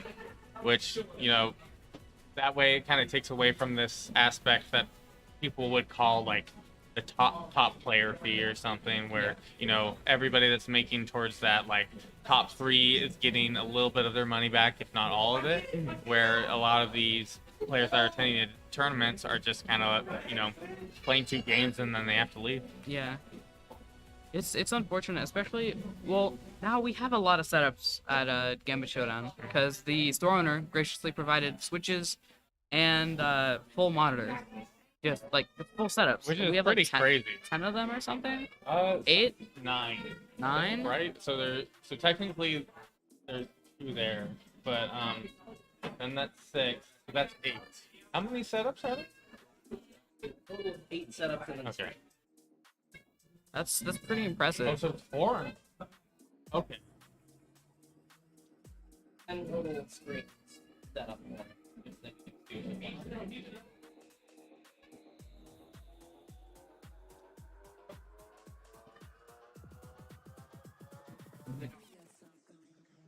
Oh, I feel that right now. Yeah,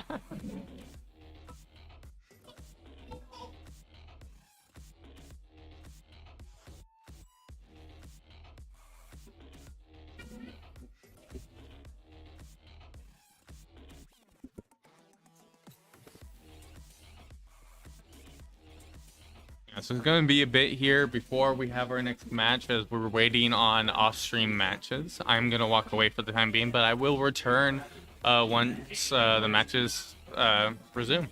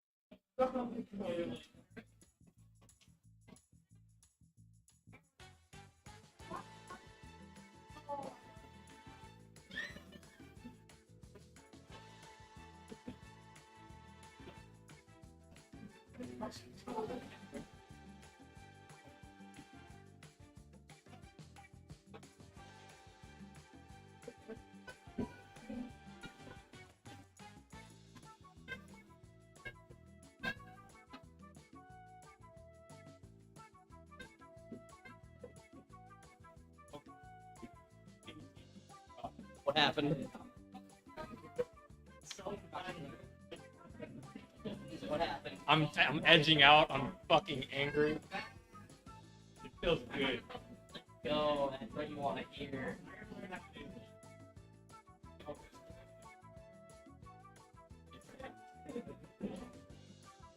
Danger, current. Let's go.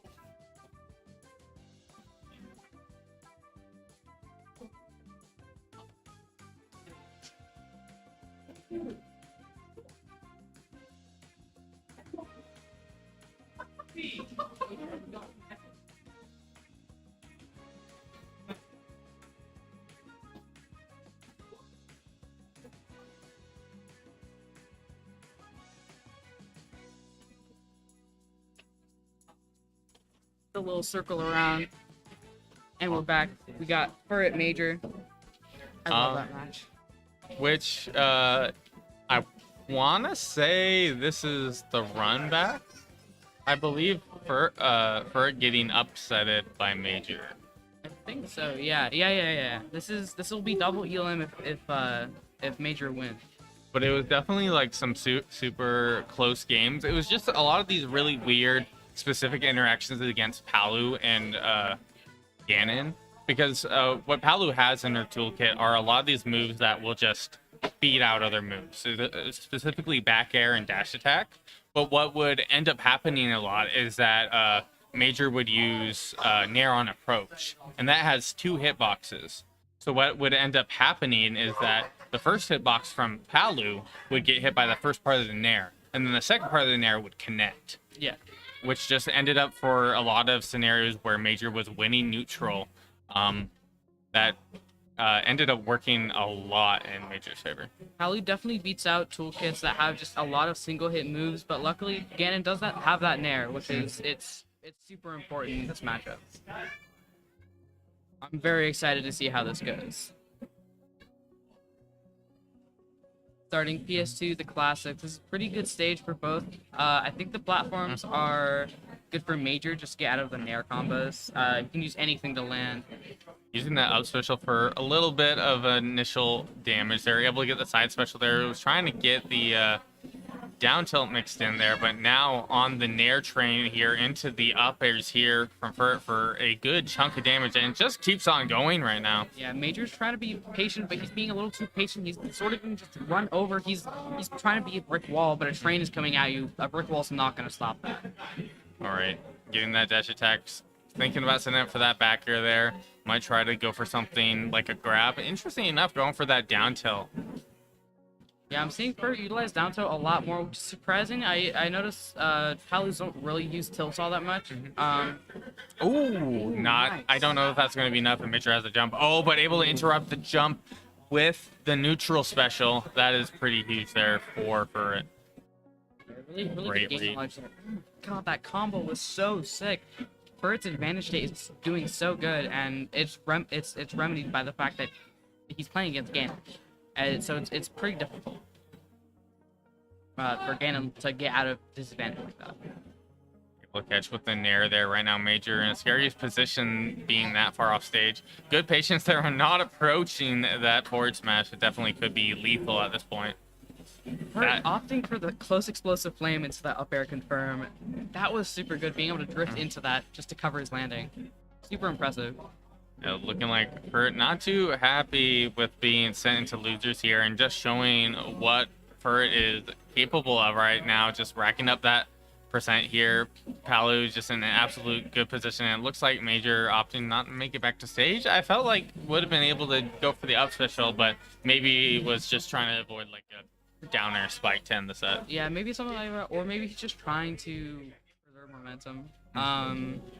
I know just SDing your last stock if you're not confident in the stage. Oh, it was the air dodge. That's what was happening. Okay. We were a little bit mistaken. I'm super excited to see this next match. Major does adapt pretty hard, and we saw how hard he was able to dominate Burret in the first set that he played.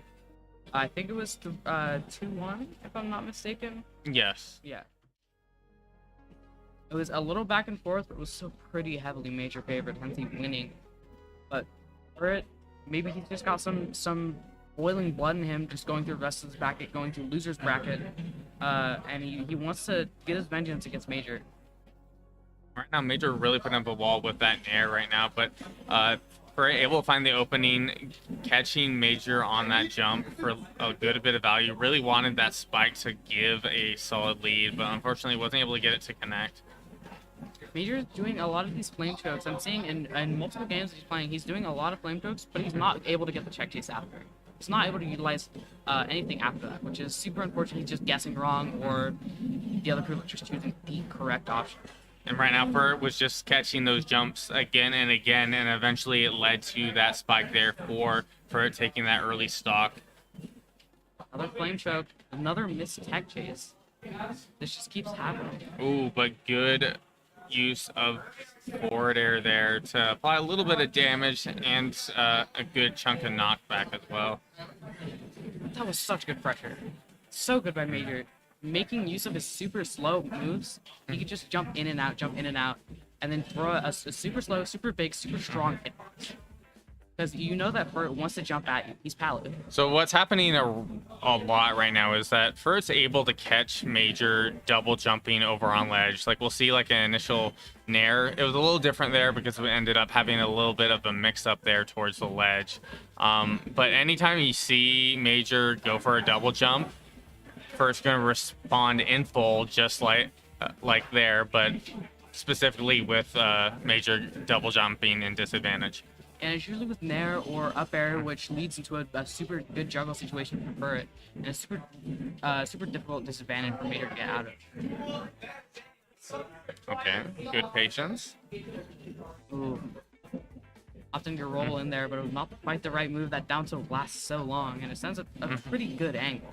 Yeah. Ooh, no jump. Major was trying to call out with that up air, but ended up getting punished for it. Auto rec was coming out, not quite do anything. I think it was bad DI. I think it was like either no DI or DIing in.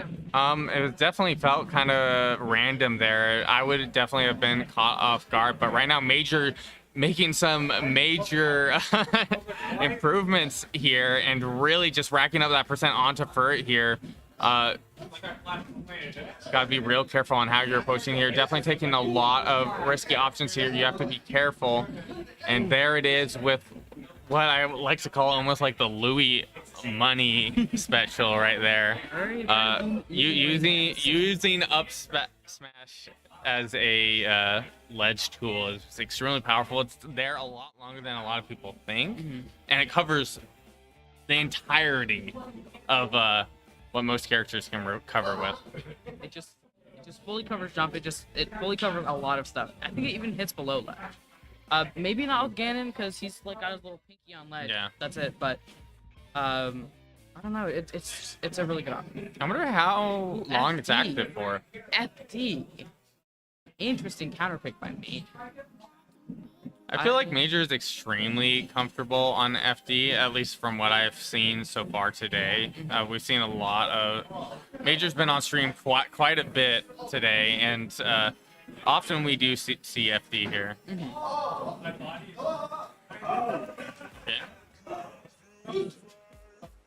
Okay, yeah, gonna get punished for that, was just not in the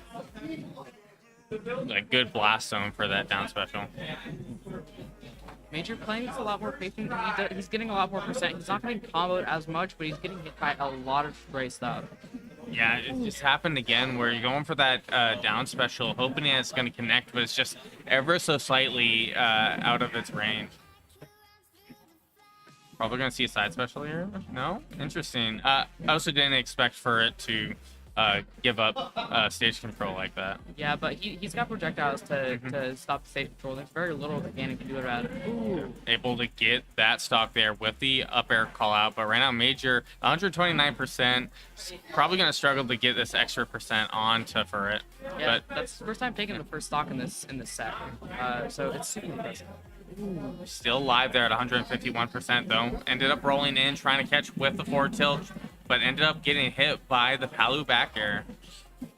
That Palu back air is super long, it lasts a surprisingly long time, and it also has like armor for years. It will win most trades as long as they're not more than one hitbox. But great back air there to close out that first stock at 68%, which isn't too bad. A little 88, just one there, like pushing it a little bit to the brink. Oh my goodness, and for almost able to get the extended combo there. Okay. Just thinking about that down air. Almost got the positioning too, but luckily for Major that did not happen. But we do have a shield break here, and I don't think you're making out alive. And there it is, giving Major the stock lead here. But right now, Ferd is up two games at the moment. Sitting pretty comfortably here. It's Major that really needs to close this game out in order to make it through further in the set. Major's got a lot of ground to cover, but Major, on the same end, Ferd has a lot of ground that he needs to protect. That's a lot of pressure. Yeah. And right now, it looks like Ferd was able to kind of get rid of all that progress Major just made. And right now, just getting a ton of percent, almost 50, much more than 50, 60, 70. Can I get 100? Almost, but not quite. It doesn't look like Major's going to be able to make it back. Oh, really? Insane advantage state. And Major says, hey, it's my turn. Oh. What the fuck? This is... What a weird interaction. Yeah. But this is still super winnable for Major. This is Ganon. This is Ganondorf.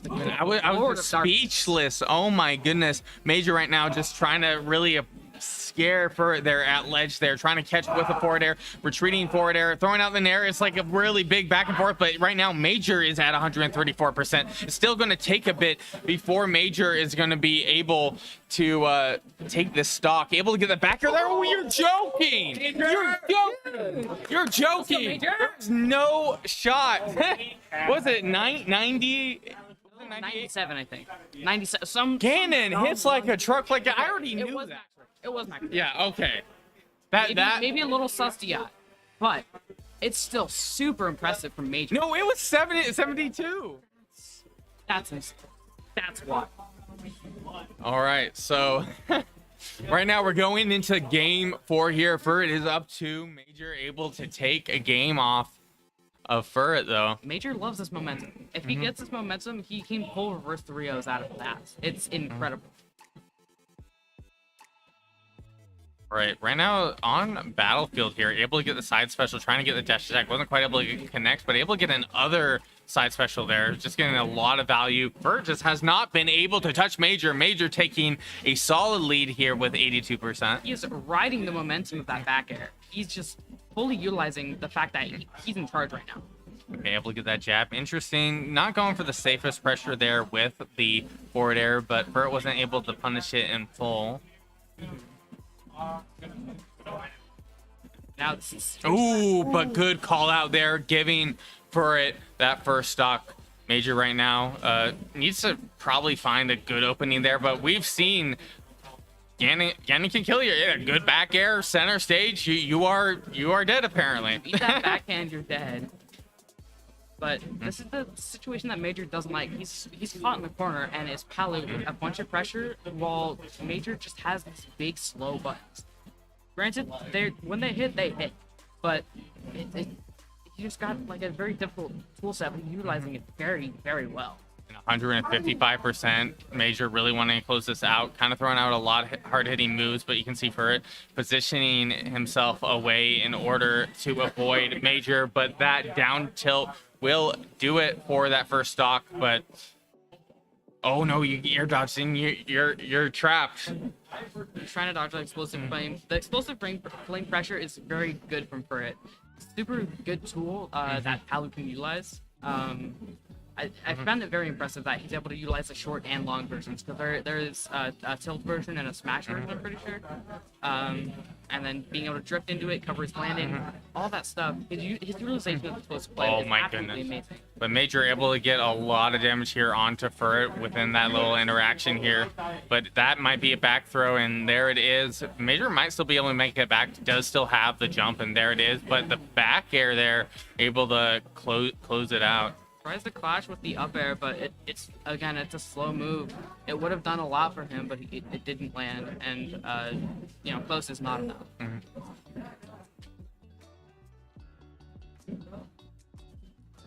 Okay, able to get the up special there for a little bit of value right now. Trying to catch with the jab, but able to catch with the nair.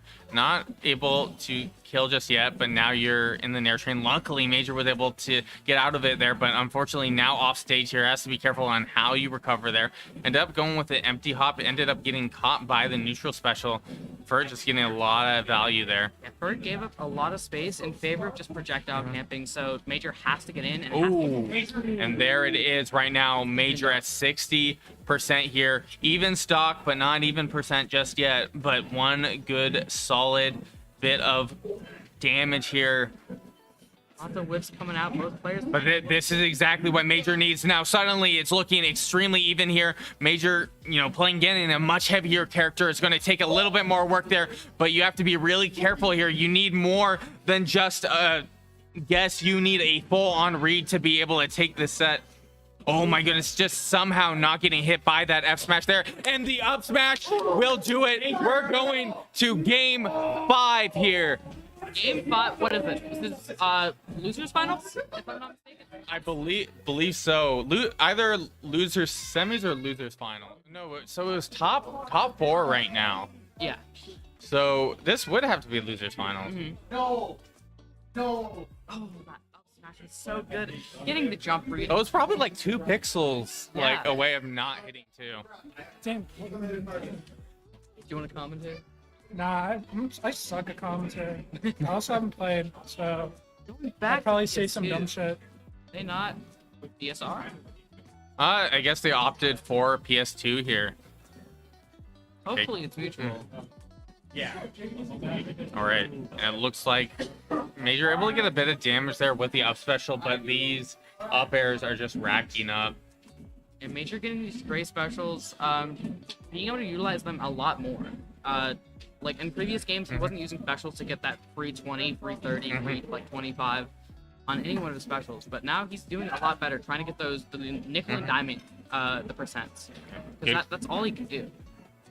Oh, be careful. I have said this again and again. If you are caught at ledge double jumping, Furt will get it. Palu was just super good at covering all of these options.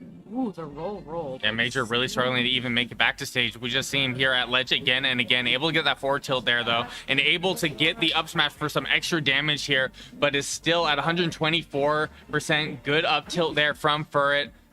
Furt going deep there with the Nair. Is that really going to do it? Yes, it is at 93% here.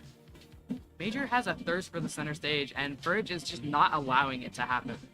The ledge trapping, the pressure, the advantage state, all of this coming together makes Furt such a volatile threat.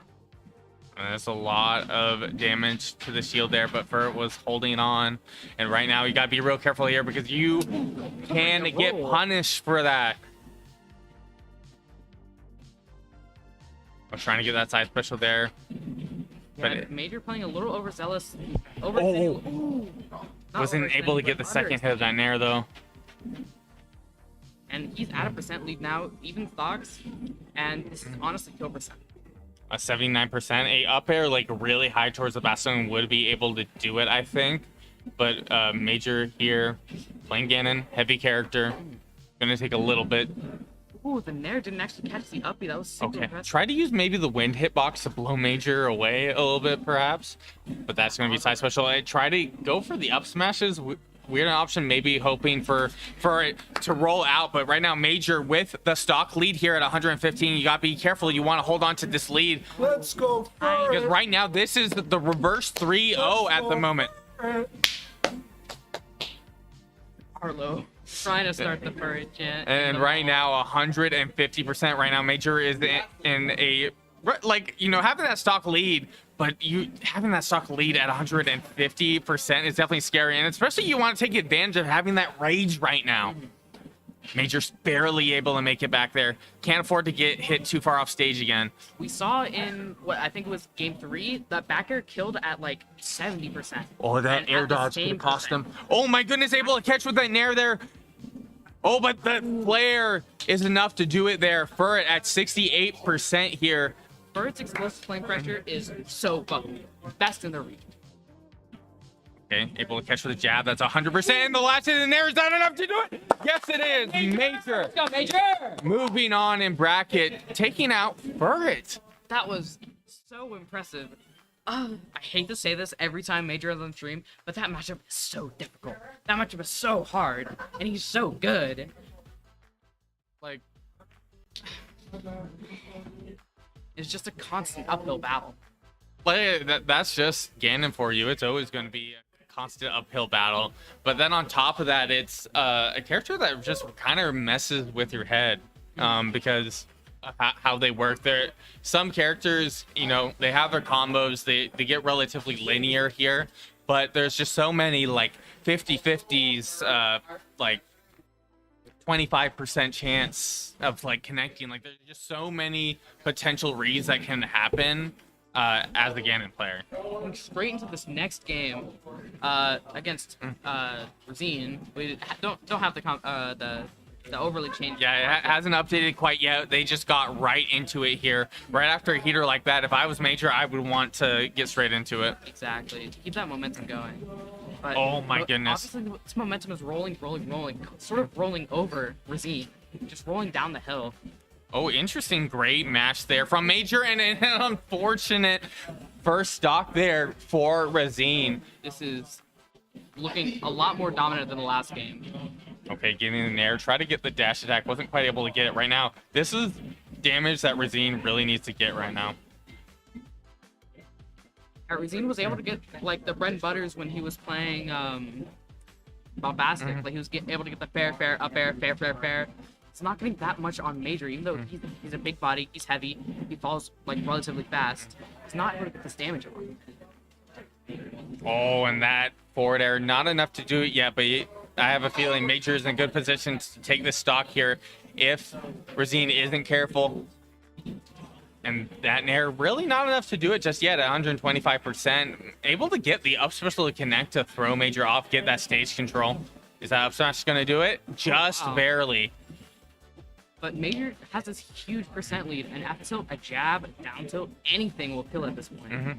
Especially in this position. Don't get too antsy. All right, good on Razine there. Taking his time there at ledge. Trying to get a bit of a wolf combo there.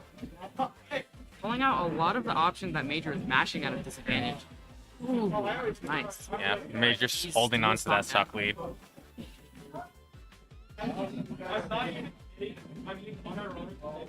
A dash attack into, trying to catch with that forward smash. It would have been good value. I don't know if it would have been enough to kill just because of how heavy Ganon can be. I don't know if there's misinputs or maybe just Oh, there's no shot. That was the Major dare. That was a major dare.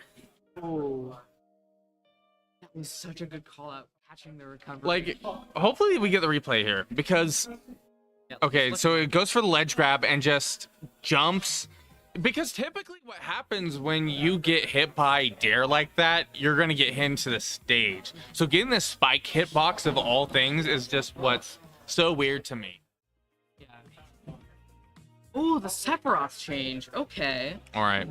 Razine has a plethora of characters, and Sephiroth is definitely one of them. I think he's just going to use the long disjoints, big sword, to just his utter advantage. But this is a lighter character, has a lot more high committing options here. Yes, you're able to space out your opponent a little bit. You have a little bit more of that control, but that doesn't matter when you're dealing with a powerhouse of a character.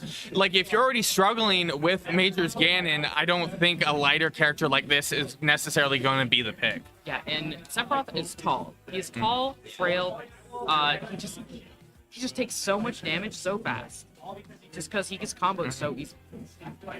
Okay, able to get the narrative back here there. Able to, like, this is definitely the positioning that Razine needs right now. Trying to catch with that forward air, wasn't quite able to do it. You gotta be careful. You don't want to get punished for that up special. Able to get the up air though. He does have the swing, so he has an extra jump. He's faster, and all of his smash attacks have armor.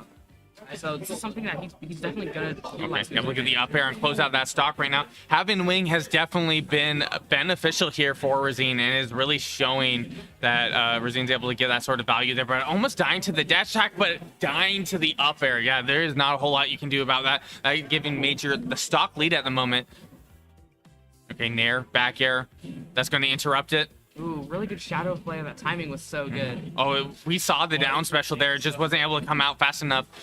Do not want to get spiked in this situation. Getting it would be huge here for Razine, but wasn't quite able to get it to connect. Major is like he's taking it pretty well. Razine is adapting. He's keeping it offstage for a lot more. And it was the F tilt. And said, get out of here. That angle with this Sephiroth. Like, I'm going to keep this quiet because I don't want Razine to hear me. But I'm kind of hoping we see Cloud. I feel like I miss his Cloud. Cloud is has a lot of fast tools. It's always been a solid pick for him. But, you know, right now there's probably so much going through your head here because you can't afford to drop the game. And it looks like Razine's sticking with the Sephiroth here in Game 3. Ooh. Hard. All right, FD coming out, the pick coming out from Razine. We've already seen that Major's really comfortable on this stage. Able to catch with the Nair to the back here for a good bit of damage, but getting caught by that Nair. Trying to catch with the Till. That was a super interesting dash walk. And this down special is just not coming out fast enough. I've heard it quite a bit. You can hear the sound of it, but it's just getting interrupted just like a frame too early. Yeah, just like small timing issues. And it's super interesting that there's these small timing issues happening, especially when Ganondorf is such a slow character. Oh, the Oxide trying to come out. Oh! Okay. Interesting going for the backer there. Okay. I think maybe he thought he was going to be more in front. Oh, that forward air definitely would have been really good if it was able to connect here. Able to catch with the forward tilt here. Trying to interrupt Major there. Going off stage with that extra jump, super. Being able to utilize that, but he's not going off stage enough. I feel like he should be going off stage more. Like Ganon does have like huge reversal opportunities, but oh my god, like that. That's not a reversal, but like he just up air and his advantage. And right now, Major's 120, 130%, but is a much heavier character here. Able to catch with the forward tilt to close out that stock now that we're even though it no longer has wing. Suddenly, movement's going to be a little bit different here. Oh, getting caught by that nair. I feel like Racine has to work a lot harder for damage than Major, at least in terms of numbers, like raw numbers. Major's able to get these small hits, these 1-2s that do like 20% each. Ooh, able to catch with the back air there. It was charging up the side special there, but getting grabbed into the back air. Is that really going to be stock? Yes, it is. Oh man, is so like, what is eating? Nothing. Great parry into the side special there. Able to get the dash attack and the up air for more value there. Whiffing that grab. That's very unfortunate there for Racine. Racine was trying to charge up that side special. Didn't get it to connect, but that's good back here. This is a gimp and a half if Racine can make it happen. Ooh, not quite though. Racine really trying to get that coverage. That Octa Slash was super good, but Racine opting to recover a little bit lower so he can just snap to ledge, get right back. That nair, is that going to do it? And yes, it will. Major taking the game 3-0 over Racine. That was a pretty close to it. Like, not gonna lie, Racine played super well. Racine over here opting for the money match here next. All right. That's the grind set right there. For real. So this is grand finals. This is not a grand finals that I would have ever figured we would see here. It's insane. I know this is definitely something Major has probably been wanting for a super long time here, but we do have the what's the best word to describe it? The Arguably best in Eugene, arguably best in PDX. In grands together. This is insane. see, but Bombastic everybody's bracket beating right now. And was the person to put was the one to put Major here into loser side, and I don't even think it was like that close of a game. It's gonna be difficult for Major, I think. The Game Watch matchup does not seem fun in any regard. He just has to play super safe, just like Major's doing. He's just playing back. And getting grabbed there, like that's just free damage there for Game & Watch. Opting for ledge. Probably gonna just go neutral, get up. Ended up getting caught, jumping high there. And that backer is gonna do it. I don't think you're gonna be able to make it back from that. That's super unfortunate for Major. Bombastic off to a really good start here. Matchup is super dominant, but Major has played worse matchups, guaranteed, and he's won them. Okay, able to get that side special and able to get the down smash read there. Throwing out the up tilt, was trying to get that up smash to come out, but it was getting interrupted a little too early. Now going to rack up a bit of damage. 60%, 70, 80%. Able to catch with the up special there, but still a whole stock behind at the moment. Going for the down special. That's what I was thinking about when Major got back to the stage. I think it was a relatively good option. Able to catch with the down air there. Is that just the option? Okay. I think so. It two frames and it will kill game. He's a light guy, and down till's a pretty good kill move anyways. He's trying to catch with that nair there. Gotta be real careful. Yes, the chair is a little bit more disjointed. Going real deep there to try to close out the stock. And Bombastic very comfortably making it back to stage there. It's so hype. Seeing him catch the extended limbs, I really like that sort of stuff. Going deep there. Still should be able to make it back. Still alive there at 153%. Going with a down special to up special, luckily.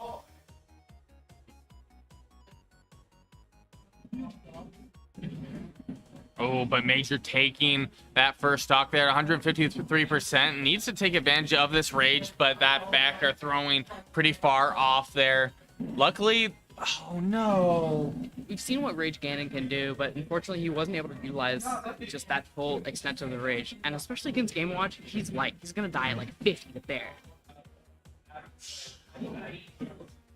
Okay. Still able to make it back to stage there, but racking up a bit of damage there from the neutral special. Able to get the down special for a bit of value here.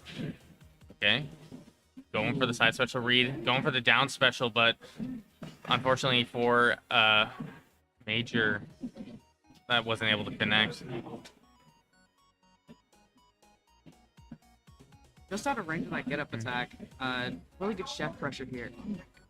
But good patience there from Major, not letting go of shield. Ended up getting Bombastic to kind of get her out of the situation there, which ended up to the benefit. Major able to take that stock. We're in a last stock scenario here, but at 122%, you're going to have to be playing pretty well here. Getting hit by that fair is super unfortunate. You do not want to be trapped there at ledge, especially do not get caught jumping against my man. He will hit you with the back air.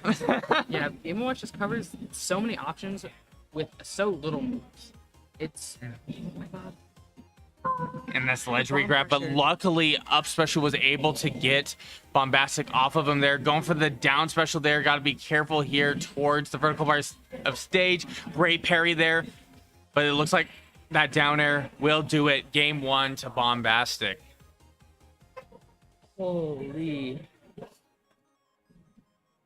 Can you change it from top 4 to grands?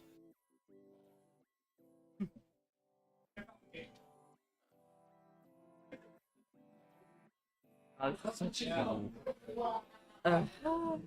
Watch is so difficult to anti-air just because he exists The as a fact move. that Major's doing so well right now just speaks volumes of this run right now. Just like playing absolutely perfectly. But see, Bombastic has been here, has been playing Game & Watch at this level for quite a while now. Just one of the best Game & Watch, in my opinion, in the PNW. Like, there might be somebody in BC that I'm not aware of, but like there's Snickledorf, but you can even ask Snickledorf about that. That's evening up here, but I think Major definitely has the advantage here. Even if he's down 20, 30, 40%, as long as Bombastic's at this percent, then he has a lot of pressure. Bombastic has to play a lot safer. Ooh. Try to go for that side special, but getting caught by the fair. And this neutral special has been a really good tool here for Bombastic, but getting caught with that up smash, giving Major a stock lead. That fair has no priority, absolutely none. But he uses it. Oh wow, that Yeah, just a little too harsh of an angle.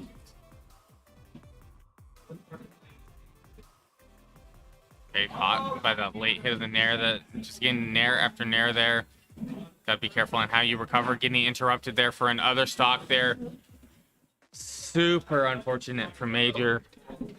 Bombastic, a whole stock up at the moment. In a good state to take this next game. Major just has to steal the momentum back, and Ganondorf, Lord of Darkness, he can reversal this shit. He's taking high roll, he can take these games. Major able to get in there, get a little bit of damage, but like Bombastic's just putting up such a wall right now, but great patience there from Bombastic, avoiding that up smash, you know, just taking the shield damage. God. All right, here comes a ledge trapping that. Oh, great parry, but it's a multi-hit move. Okay, good side special there into the down smash read. This is what Major needs now. 69% here. It's going to have to do a whole lot to be able to take this game here. Getting hit by that backer there is unfortunate. Double backer, I think. Major just barely able to make it back to stage. I think Bombastic might have saved him there. Yeah, Major, I keep saying again and again and again, he thrives off of momentum, but his momentum's sort of getting halted here. That Ooh, could be the it chef. there. Oh my goodness, the chef might be enough to do it. Oh my goodness, still able to make it back. Was able to kind of ride the knockback. Interesting going for the up smash there. It's gonna lose the stock for it though. That up smash very well could have killed. That was max rage, just hollow bastion. It's Game & Watch. I don't know. That was a super good option to pull. I just think, you know, it was a little overzealous. For sure. I was really hoping that Bombastic was going to go in there, but Bombastic was already kind of air drifting out, and Bombastic saw the opportunity and threw out the chair, and that was it. So right now we are going to game 3 here. If Bombastic wins this, we do have a sub 9 o'clock bracket, which I think would be a first here for Gambit Showdown. Yeah. Because running Swiss, I think it does take a little while longer running those extra pools. But hopefully Major will be able to take this set and will because it would just be a shame for this set to end so early. Oh, and the down smash in the fourth smash, that will do it for that first stock. Able to get the jab there, trying to catch something, able to get the side special, trying to get that down smash ready, but getting interrupted by the out special. Bombastic using these very quick options to get out of Wizard or Flame Choke. Just getting out of those tech situations. If you just tech in place and uppies, he's invincible. You can just get out of the situation, return back to neutral, or even get like a free. Oh, and that nair is huge for Major here. Trying to get that dash attack. Wasn't quite able to get it to connect. He doesn't seem to be able to utilize these platforms, or the big platform and hollow bash into land. He's just sort of like opting to go back to leg. Oh, that backer is pretty brutal. Does he still have his jump? He still did, but it doesn't matter. Bombastic going deep for that stock here right now. Major is that last stock here. Not a whole lot of damage here onto Bombastic. Bombastic in a good situation to take this entire set and just racking up that damage here onto Major at the moment at 45. Ooh, that was the reversal that Major wanted, but he wasn't able to super calculate. Oh, never mind. He gets full stage control. He gets 63%. He's trying to get F smash. He's trying to get any option just to take out the stock, even up the game, and then just pull it. Oh my goodness, but can't even down special there. That up air is absolutely brutal. Able to get the nair into the dash attack, trying to get that forward tilt. If that forward tilt did connect, I think it could have possibly have taken the stock, but Major is a 103 here. Has to be real careful. A lot of buttons, trying to just space him out with his big limbs. Oh, be careful this chair. He might try to go for a retreating chair here. I feel like that's kind of like the Bombastic classic. Try to condition you. Sure, Bombastic is a super really, going really deep. Really wants to just end the stock there. And the double back air will do it. Bombastic winning. Gambit Showdown 3? Yeah, we're at 3. Gambit Showdown 3-0 over Major, but a awesome run for Major. Yeah, super impressive shit. He is, he drives 2 hours every time he comes to one of these tournaments. So he's already fatigued from that, and he's performing and just so well.